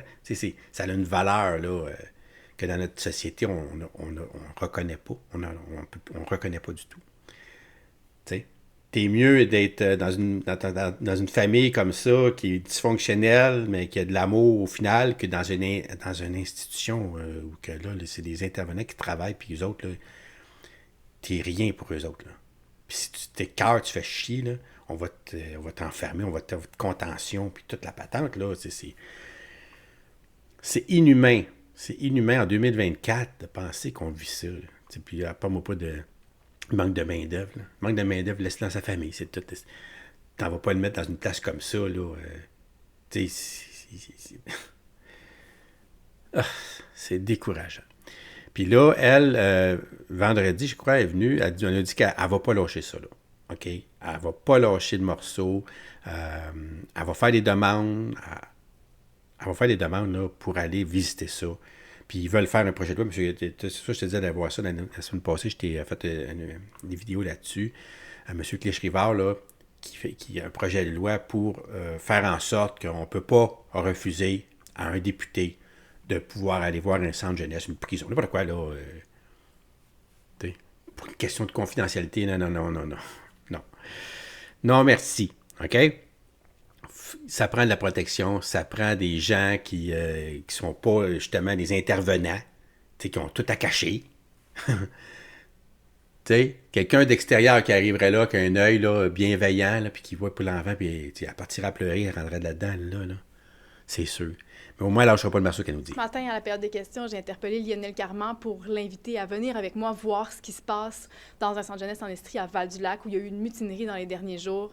3 demandes répétées, 3 refus encore de la part de Lionel Carman, qui a même été jusqu'à remettre en question la nécessité d'aller écouter les jeunes qui sont là, la pertinence d'écouter ce que les jeunes ont à dire. Écoutez, les jeunes qui sont en centre jeunesse, ils n'ont pas choisi la famille dans laquelle ils sont nés. Ils n'ont pas choisi de se retrouver dans cette situation-là. C'est un appel à l'aide qu'ils nous font en ce moment. Les intervenants qui travaillent là lancent aussi des appels à l'aide. Moi, ce que j'ai vu ce matin, c'est un ministre qui refuse d'entendre tous les signaux d'alarme, qui refuse d'aller voir sur le terrain, qui refuse même d'envisager qu'on puisse écouter les jeunes. Écoutez, ces jeunes-là ont des droits, c'est des citoyens comme les autres. Ils devraient avoir accès à un élu pour pouvoir leur parler des conditions d'hébergement qu'ils vivent. Moi, je vais continuer de me battre pour aller défendre les droits de ces jeunes-là, pour pouvoir aller les rencontrer, parce que je suis convaincue qu'ils ont des choses à dire, comme les intervenants qui travaillent avec eux d'ailleurs. Alors, je lance un appel aux gens qui voient en ce moment ce qui se passe dans les centres jeunesse, qui sont prêts à en venir en parler. Envoyez-nous-les vos témoignages. Nous, on veut prendre connaissance de ce qui se passe. On ne va pas se fermer les yeux sur les conditions d'hébergement dans nos centres jeunesse en ce moment. Merci. Merci à toi. Ah non, merci à toi. OK, écoute.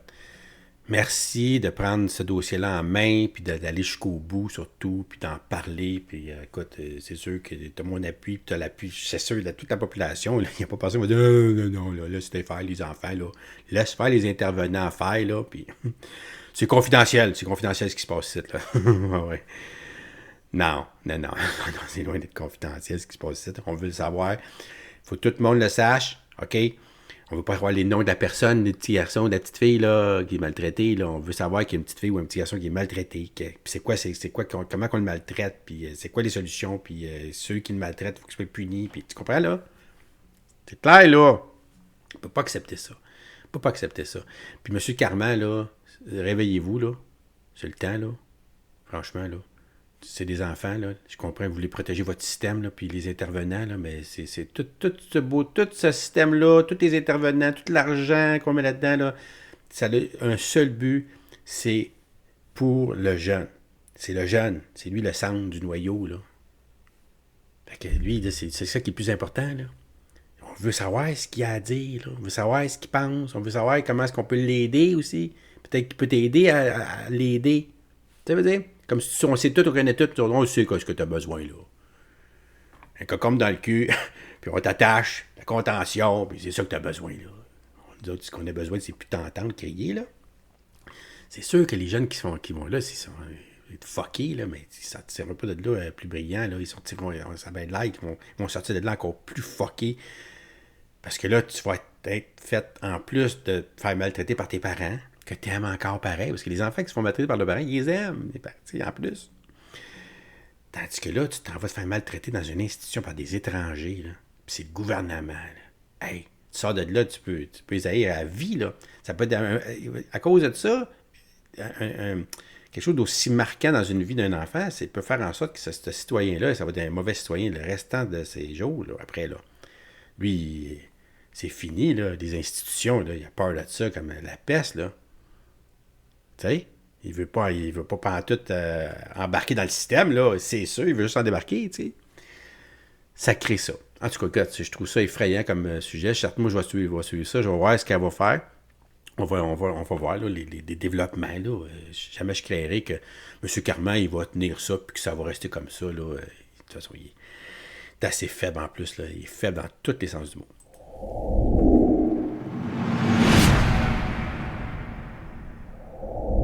Le temps d'écran chez les jeunes, écoute, c'est fou, là. C'est un fléau, là. C'est un fléau, là. C'est quelque chose d'unique. C'est quelque chose qu'on n'a jamais vu dans l'histoire là, de l'humanité, là. C'est à ce point-là, OK? Parce qu'un enfant, tu sais, qui apprend à se développer, qui apprend à connaître ses forces, ses faiblesses, qui son corps se développe. Tu sais, moi, quand j'étais petit, là, je me souviens, là, à 7 ans, 8 ans, tu joues à la balle, tu cours après le ballon, tu frappes le ballon. Puis là, tu vois bien qu'est-ce que tu n'es pas capable de faire ou que tu es capable de faire, tu te développes. Puis là, tu sens, tu le vois, que plus que tu vis, plus que tu es fort, plus que tu es capable d'en faire, plus tu cours vite, plus que ta balle va loin, plus, tu sais, là, t'apprends, là, t'apprends énormément de toi-même à vivre, là, puis avec les autres en entour de toi, à respecter les autres, à dealer avec les autres aussi, la sociabilisation. T'sais, on pourrait penser, oui, les réseaux sociaux, là, non, les réseaux sociaux, là, tu connais personne. T'sais. Puis les gens ils vont dire des choses, ils vont te traiter d'une façon que jamais ils te traiteraient comme ça en face, premièrement, aussi. Puis le temps que ça monopolise, là, chez un enfant, pendant qu'il fait ça, il ne fait pas d'autre chose. Pendant qu'il fait ça, il joue pas au ballon, il n'apprend pas à jouer au hockey, il n'apprend pas à faire de la flexibilité, il n'apprend pas à rien. Là. Il apprend... C'est comme si on te rentrait dans un genre de... Tu rentres dans un monde où là, toi, tu es un nul. Puis tout ce que tu regardes est mieux que toi. Au point que tu te dépressionnes. Là. Les enfants qui regardent ça, là... Tu sais, quand moi, j'étais petit, je jouais au ballon, je pensais que j'étais le meilleur au monde, là. T'sais, on était à 5-6, c'était moi le meilleur, là, les 5-6. Là, fait que j'étais le meilleur là, de tout le monde. T'sais. Parce que mon expertise, j'avais juste 5-6 personnes que je pouvais me juger dessus. Là. Mais quand tu as toute la terre que tu peux te juger dessus, là, tu n'y arriveras jamais. Tu seras jamais bon. Ah! Ça fait penser aux jeux vidéo. Tu joues à Call of Duty là, tout seul en campagne. T'es bon. Ouais. Là, t'es bon, je suis bon. Là, tu t'en vas jouer en ligne. 5 secondes, t'es mort. 5 secondes, t'es mort. Hey, moi, j'ai appris une demi-heure. J'ai la manette, pas bon, ce jeu-là, c'est de la merde. Oublie ça, là. C'est te montrer que les réseaux sociaux, ce que ça peut faire, ça peut te décourager. Puis en plus, que ce que tu vois là, des fois, c'est même pas vrai, là. Je veux dire, la personne a l'air bien heureuse, mais aussitôt qu'elle ferme la caméra, elle s'en va dans un petit coin broyé, là. Mais toi, ce que tu vois, c'est... on dirait que c'est le party tout le temps, sa vie, tu l'envies, sa vie. C'est un autre monde. C'est pas la vraie vie. C'est pas la vraie vie. Puis de prendre des enfants puis de les mettre là-dessus. Nous autres, on est chanceux. Moi, je suis chanceux parce que moi, j'étais un enfant, j'ai rien eu de ça. J'ai pu vraiment me développer. Quand l'Internet est arrivé, j'étais un adulte déjà. T'sais. Fait que là, moi, j'ai tout mon bagage. Puis je vois que ça l'effet que ça a quand même. Sur moi, là, on est rendu dépendant. Tu vas à la toilette, tu amènes ton iPad, ton téléphone, tu vas n'importe où, tu te lèves le matin, pas les choses que tu fais. C'est ces affaires qu'on faisait pas quand on était petit, là. Pas vrai? Fait qu'imagine, là, les autres, ils n'ont jamais connu ça. Ils ont connu ce que tu connais tout de suite, c'est-à-dire là, cette dépendance-là. Là. Ça peut être fuckant, quelque chose de rare pour une génération complète. On est en train de scraper complètement, là. Puis pourquoi? Pour enrichir les grosses compagnies technologiques, finalement, là.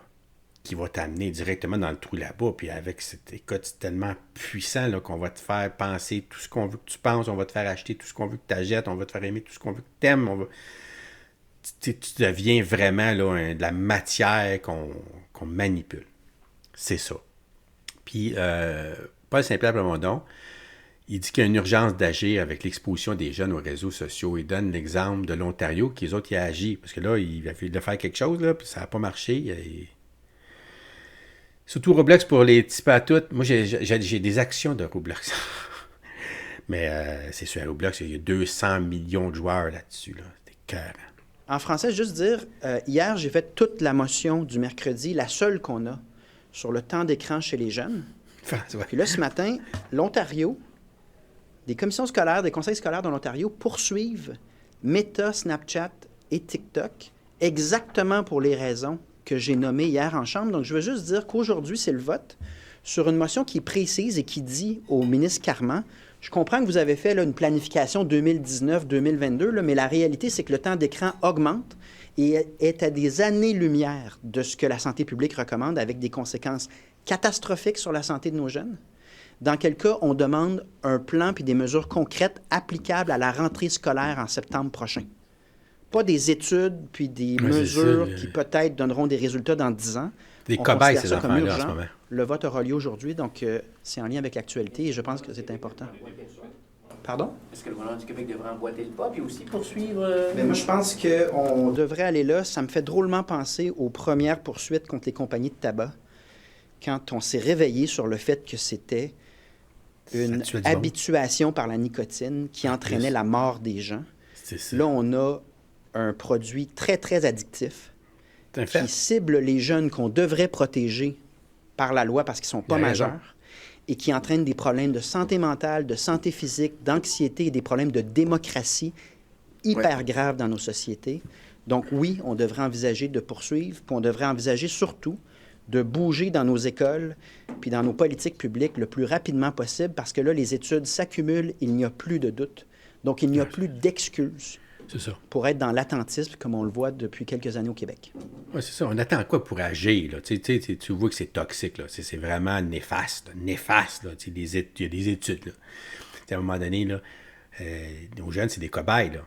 Parce qu'on fait des études sur quoi tu penses? Sur qu'est-ce qu'ils vivent. Fait qu'il faut qu'ils vivent pour qu'on puisse faire des études. Fait que cette génération-là est en train d'aider, j'espère, la génération future, là. Parce que les autres, on est en train de les scraper, là, solides, là. Ça va être des nuls, ça, là. Complètement, là. T'sais, on le voit de toute façon, là. C'est fou, là. Les jeunes, là. Aïe, aïe, aïe. Tu sais, ça manque de tout, là. Ça manque de confiance. C'est fou, là. Tu sais, il va y avoir l'éclipse, là. T'en sais-tu quand t'étais petit, toi, l'éclipse qu'on a vu? Je sais plus de quelle année, là. J'étais à la petite école, OK? Puis, il avait demandé d'amener une boîte de Kleenex. C'était une boîte de Kleenex, une boîte de choses. C'était une boîte de Kleenex, parce que tout le monde avait des boîtes de Kleenex. Puis, là, on bouchait le trou, là, puis on faisait, avec ce carton-là, là, on se faisait des genres de... quelque chose pour être capable de regarder, là, l'éclipse, avec des affaires dedans. Là, je me souviens plus comment on faisait ça, là. Mais je me souviens c'est ça qu'on avait fait dans la classe. On avait tous participé, puis on avait fait toute notre patente là, qui coûtait des rien finalement, là, mais qu'on apprenait quelque chose, puis on parlait de science, puis on parlait de l'éclipse, puis on avait hâte, on préparait ça, là, on avait notre petite boîte, là, puis on parle pas de ça aujourd'hui, là. Aujourd'hui, c'est l'état d'urgence là, qu'on met en place. En état d'urgence, il y a une éclipse, là. Aïe, aïe, tu sais, c'est deux mondes, là. Dans quel monde tu veux vivre, toi? Ah, moi, puis toi, là. Tu sais, dans le monde de la peur où qu'on contrôle tout, ou dans un monde où on donne des outils. Tu sais, on dit tout le temps, on dit souvent, là, de donner du poisson à quelqu'un, c'est bien, mais d'y montrer comment pêcher pour qu'il puisse lui-même s'apprivoiser en poisson, c'est ça qui est le top, là. Parce que la journée que toi, tu meurs, ou que tu n'as plus de poisson à lui donner, lui, qu'est-ce qu'il va faire, là? Il finit, là. Lui, il attend après le poisson que tu y amènes à tous les jours, là. Il se file là-dessus. C'est fini maintenant. Lui, il sait pas, lui. Il sait pas comment, il ne saura jamais. Il ne le demande même pas. Il a le poisson. On lui donne tout le cul dans la bouche. C'est fou. Il va nous dire que, pas simplement dans ce sujet-là, que la motion qu'il a posée, justement, là, sur le temps d'écran des enfants a été rejetée par la CAQ. Il étudie encore les enfants. Je ne comprends pas pourquoi. Sur une motion qui me tient vraiment à cœur et qui avait le mérite de demander un résultat concret en matière de temps d'écran chez les jeunes. On demandait au gouvernement de sortir de plan d'action 2022-2025 qui, à l'évidence, ne donne pas de résultat. La situation se détériore. On demandait au gouvernement donc de revenir avec un plan concret, applicable dès la prochaine année scolaire, l'automne prochain. Et on s'est fait battre cette motion-là par le gouvernement de la CAQ. Ce qui veut dire qu'on demeure dans l'attentisme pendant qu'un paquet d'autres pays, puis États aux États-Unis, se responsabilisent, vont de l'avant avec des mesures concrètes. Protège les enfants. Pour moi, c'est un sujet qui m'attriste et qui vient plus me chercher parce que ce sont des enfants dont le développement et la santé s'en trouvent vraiment touchés. Donc, c'est très dommage. Très dommage. Très, très dommage là, que... Hey, tu as vu je viens de te montrer ce qui se passe dans les prisons pour jeunes, là, des centres jeunesse qu'on appelle communément. Comment est-ce que le gouvernement, là, il n'est pas proactif, pas en tout. Là, il protège plus ses intervenants que ceux qu'on devrait protéger, c'est-à-dire les enfants. Puis là, tu as un parti comme ça qui vient proposer une motion qui a tout plein d'allure là, pour protéger les enfants encore. Puis c'est rejeté par la CAQ, encore une fois. Pas fort, là. Les enfants, nous autres. Puis il dit, en plus de ça, que lui, c'est l'éducation, puis les jeunes, pour lui, c'est sa valeur la plus principale, là, M. Legault, qui disait. C'est ça qu'il dit. Tabarnouche, une chance. Imagine-toi si tu t'en foutrais, là. Tu mettrais ça dans la hachoir à viande, c'est quoi? Tu nourrirais le monde avec nos enfants. C'est quoi, tu comprends pas, là. L'idée de PSPP, encore, dernière capsule là-dessus, l'idée est de donner des outils aux parents. Hein? Pour le temps qui passe. Parce que là, c'est un gros problème, là. Essaye d'enlever, toi, l'écran dans les mains de tes enfants. Là, c'est 1 heure par jour, là, mettons, là. L'heure est finie. OK, on remet ça ici. Hey, là, c'est la crise, là. C'est l'enfer, là. C'est une drogue. C'est une drogue, là. Le cerveau, là, tu sais, la drogue, c'est quoi? C'est le cerveau qui est addictif. Que ce soit une substance qui est addictive, ou un plaisir, ou peu importe, là, quelque chose, là, qui fait que ton cerveau, il devient addictif à quelque chose. C'est comme une drogue. Fait que là, une drogue, quand tu l'enlèves à quelqu'un, il capote, là, il devient méchant, là. Même un enfant, il n'est plus du monde, là. Il pleure, il crie, il n'est pas de bonne humeur, la vie, elle vient de perdre toute sa saveur, là. Tu comprends? C'est ça, la drogue, ça fait.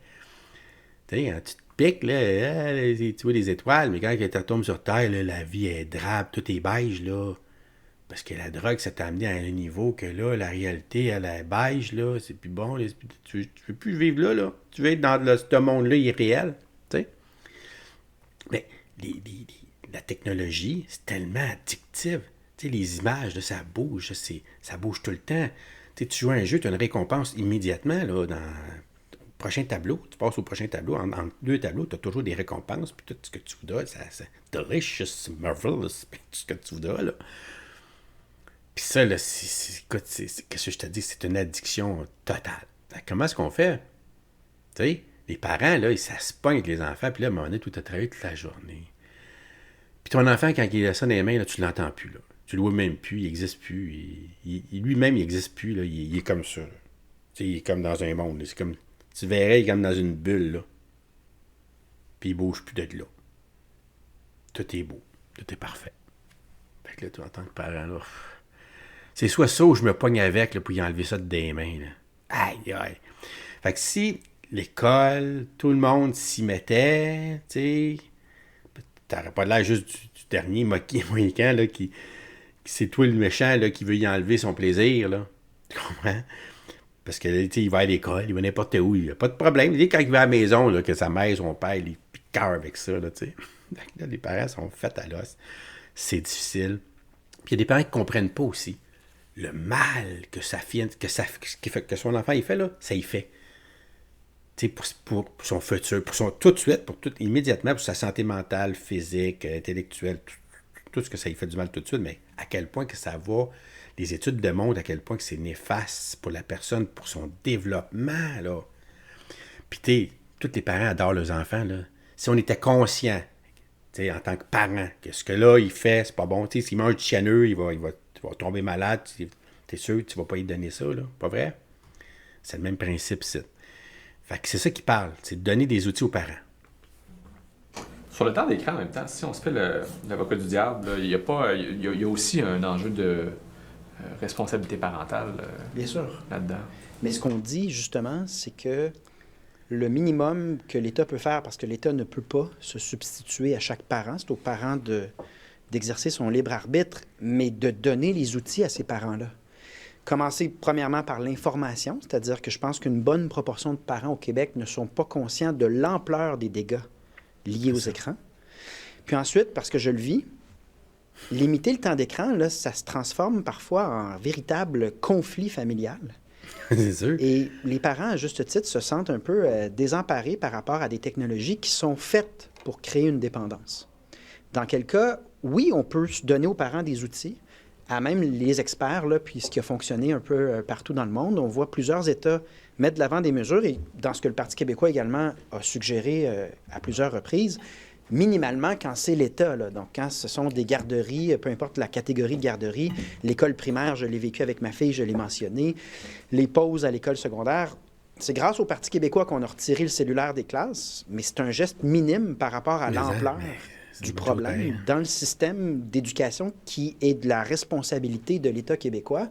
Là-dessus, il n'y a pas d'excuse. Donc, de dire on reporte au calendrier grec, puis on va continuer à observer un plan d'action 2022-2025 qui, à l'évidence, creuse le problème plutôt que de le régler. Je trouve ça vraiment dommage, décevant.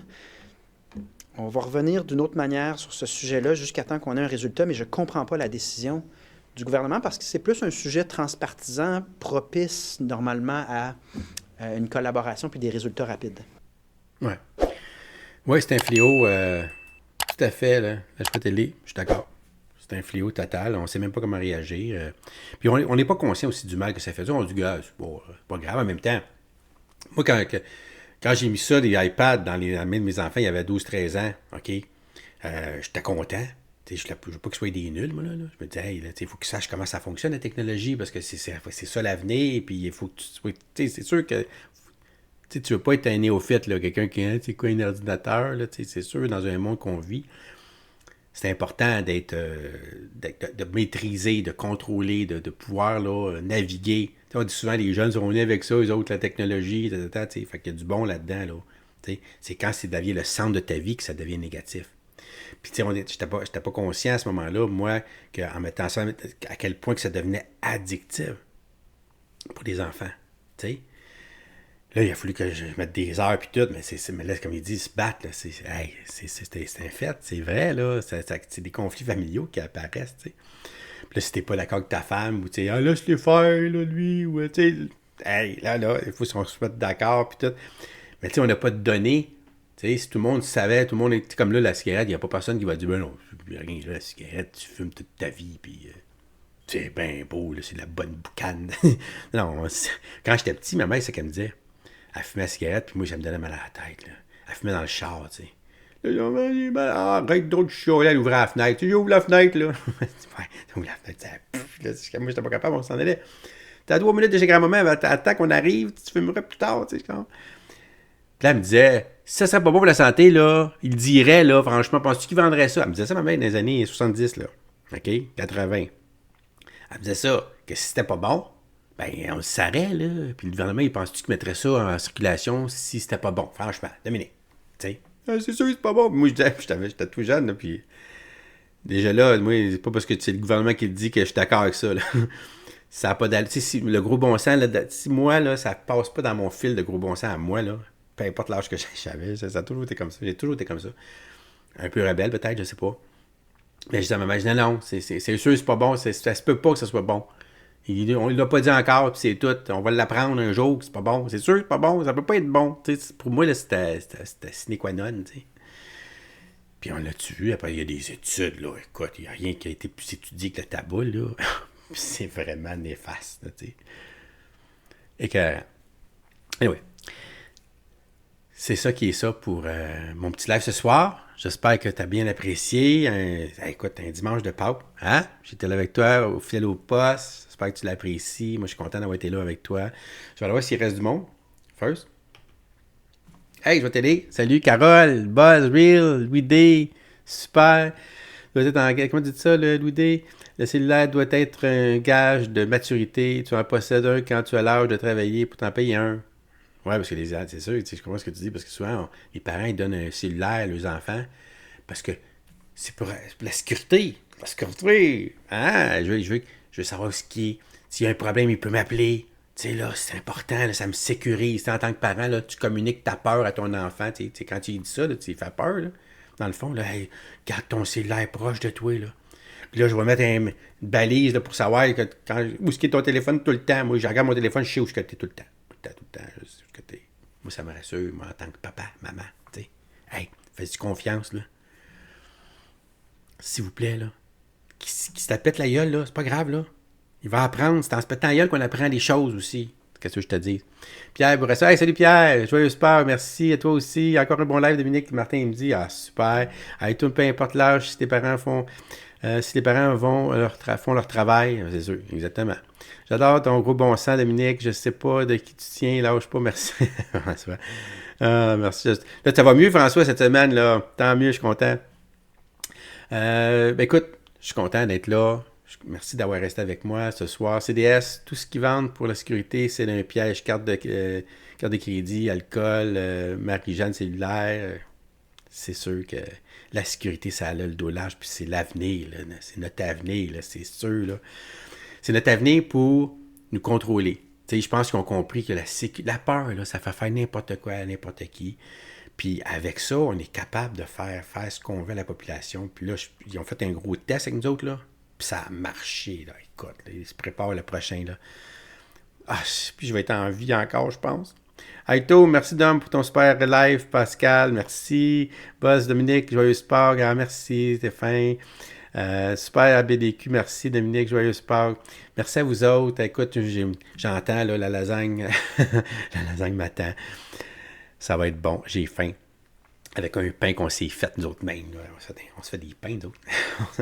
J'ai des pains aussi tranchés, là, mais faire notre pain, son propre pain, là, c'est bon, c'est chaud, avec une bonne lasagne en plus, une bonne sauce à spaghetti fait à la maison. Là. La peur, c'est l'ignorance. Ça, c'est vrai, ça. C'est des ça, là. Puis pas dire une affaire, il y a une gang d'ignorants ici. C'est carré. J'aimerais te dire que oui, mais la santé n'est pas encore là. Je pense que c'est le sang pique pour le diabète. Je te le recommande pas. Ben non, c'est sûr, mais je prends rien, moi. Rien. Le moins possible. Écoute, faut que ça va passer, là. Faut que tu t'épures, là. Tu t'épures de tout ça. En même temps, ben, si tu as des médicaments à prendre, faut t'y prendre, là. C'est sûr. André, merci pour le pouce. Mettez des pouces.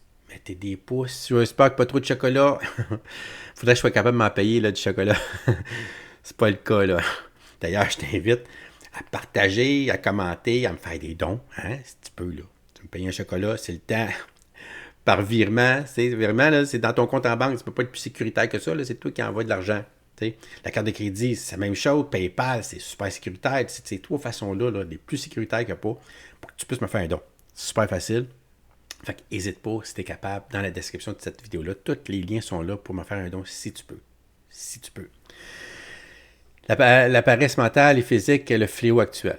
Ben, la paresse, c'est la loi du moindre effort, ça touche toutes les générations, tous les humains, là, à un moment donné. C'est sûr, hein, quand on te met dans une position où tu n'as rien besoin de faire, là, la loi du moindre effort que j'appelle, là, ça, là, ça touche tout le monde.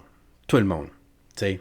Mais il faut se dépasser, il faut essayer de se dépasser, il faut valoriser ça, de se dépasser, d'être fier de ce qu'on fait, d'avoir des objectifs. Là, pas un tableau puis tu as une récompense tout de suite. Il y a des affaires qu'il faut faire des fois pendant des années avant qu'on aboutisse à la récompense ultime. T'sais. Quelqu'un qui s'en va aux Olympiques, là, pour son 30 secondes de gloire, là, ou son 30 secondes là, qu'il va pas gagner une médaille, ou bien se péter à la gueule, là, écoute, à tous les matins, il se lève, il mange X affaires, il travaille toute la journée, il se couche à des heures parfaites, là, pendant des années, là, pour un 30 secondes. Même pas payant, là, en plus, il y a des sports, là, c'est pas tout au hockey, là. Il y a des sports, qu'est-ce que je te dis, il y a pas... tu ne gagnes pas ta vie avec ça, là.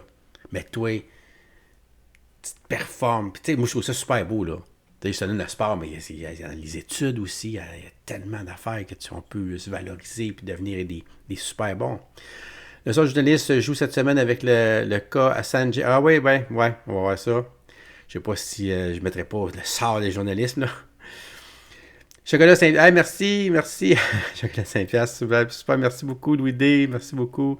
Bien gentil. Écoute, moi, je vais aller manger. Je te souhaite une belle semaine. Profite-en. Il ne faut pas lâcher ensemble. On peut y arriver. C'est important là, qu'on essaye de partager le plus possible l'actualité politique du Québec parce que ça parle de politique, ça parle de nos enjeux, ça parle de notre vie, ça parle de ce que le gouvernement nous prépare, comment est-ce qu'il nous aime, comment est-ce qu'il pense à nous autres. Ça serait important qu'on s'en attarde un petit peu pour savoir si on veut l'apprécier ou on dit non, qu'est-ce que tu fais là? Comme l'identité numérique, là.